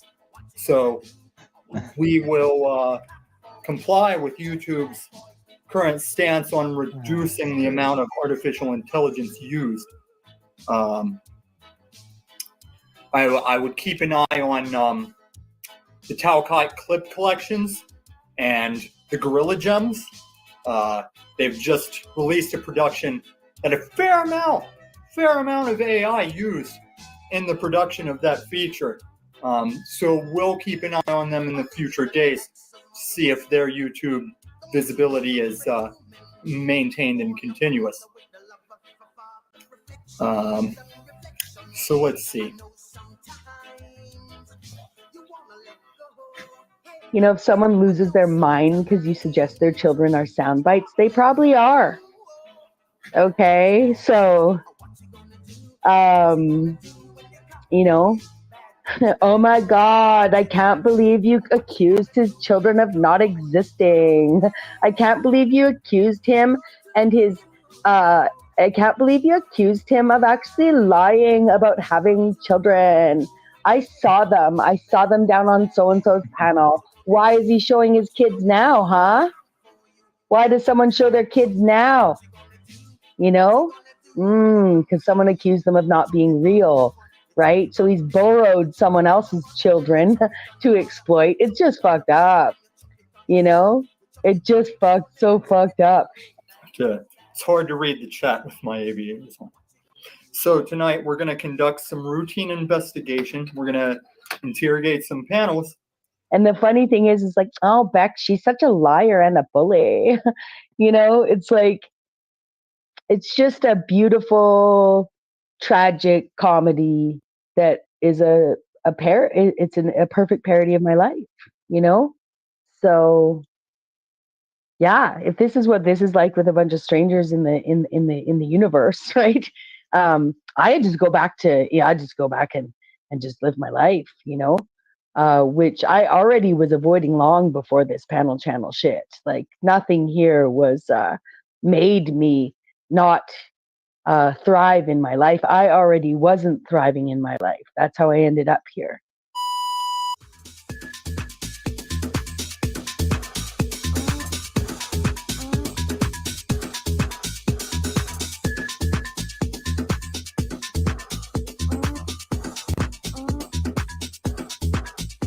You want to be one with them for eternity? Why would you be?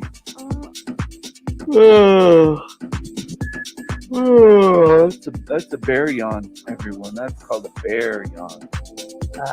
But I've had times, many times in my life where I would say, considering the way the world operates, that it is a level of, more like surviving than thriving, and we've learned to accept it. But that's like a world problem. Love, love, love. All you need is love. And the funny thing is like, oh, Beck, she's such a liar and a bully. Love, love, love. All you need is love. And the funny thing is like, oh, Beck, she's such a liar and a bully. Love, love, love. All you need is love. And the funny thing is like, oh, Beck, she's such a liar and a bully. Love, love, love. All you need is love. She loves me, yeah, yeah, yeah. She loves me, yeah, yeah, yeah. That's a whole world has that problem. That there's an opportunity for us to create a world where we all don't just consider survival and getting by as the best that we can do. I love singing that. I rub at people's faces. I try to provoke people to really start thinking more, thinking deeper, and questioning what they've been spoon-fed their whole fucking life here. Whether it's in music, television, the news, government, school textbooks, whatever. You've been fed a bunch of shit.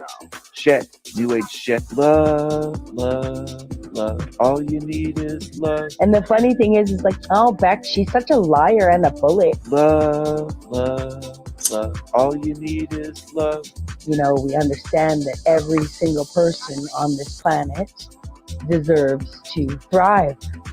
Fed all kinds of witchcraft. Been fed garbage. A bunch of garbage. A bunch of garbage. Been fed a bunch of garbage. Forget about it.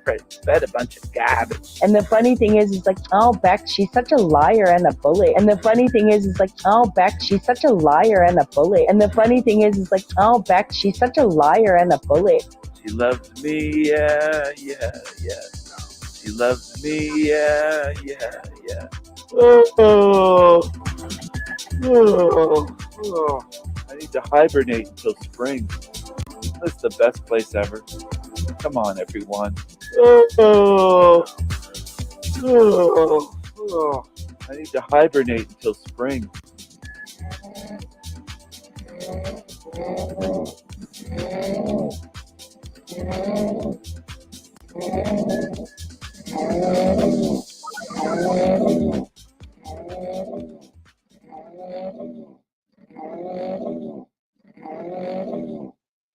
And the funny thing is like, oh, Beck, she's such a liar and a bully. Love, love, love. All you need is love. True story. That was Steven snoring. True story. One of his sleep streams. Yeah. Yeah. Paralysis got the better of him.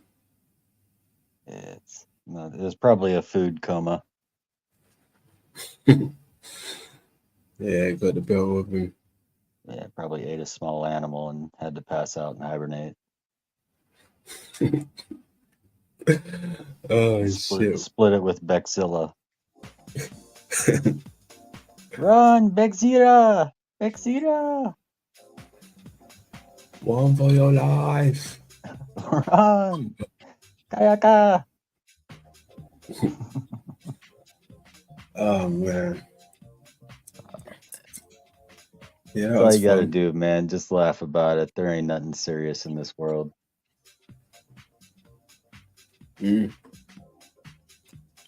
Why so serious? Nah.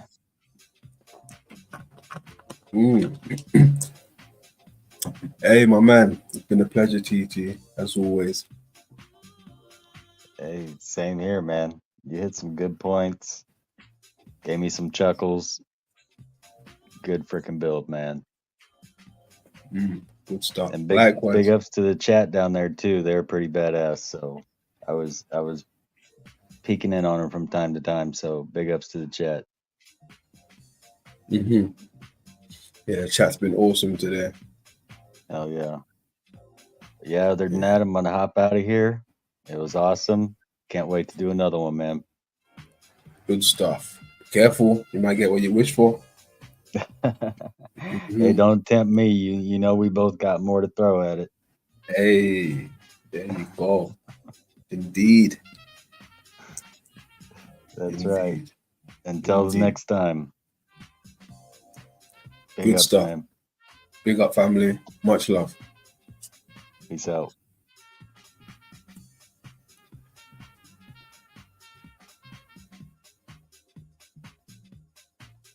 There you go. That's my man TT. That's my man TT. Yeah. I love building with T. Fucking phenomenal.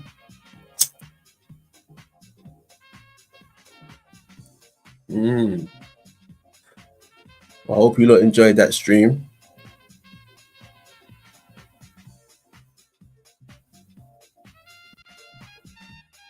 Yeah, I hope you enjoyed that.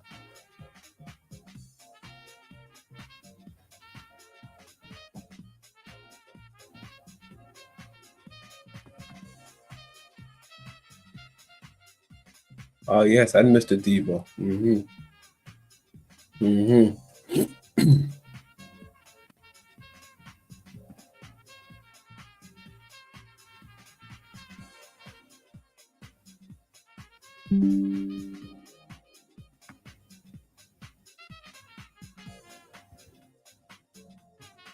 Yeah, you lot put in a shift. You lot put in a shift. My real ones put in a shift. That's what I like. That's what I like.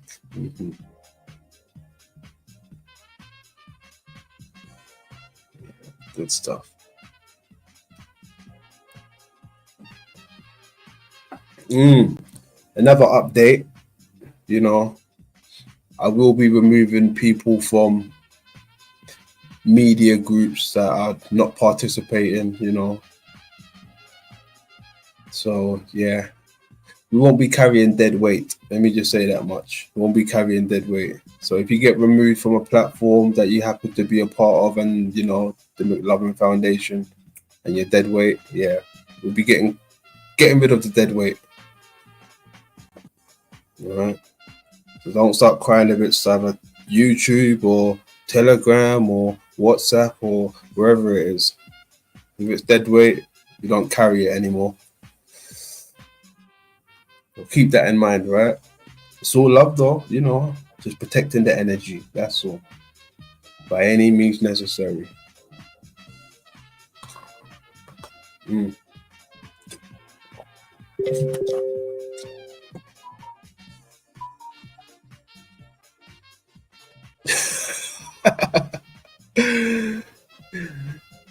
Yeah, cool. I see some folks just left the building, boy. Salutes. Salutes. See the agents, they go running. The agents go running. As soon as you put it out in the air, out of there. He's out of there. Or she's out of there. You never know. You never know, he or she. You never know. You never know. But yeah, it's been a pleasure, man. It's been a pleasure. It's been a pleasure. Till next time, look after yourself. Love over war. Lay low.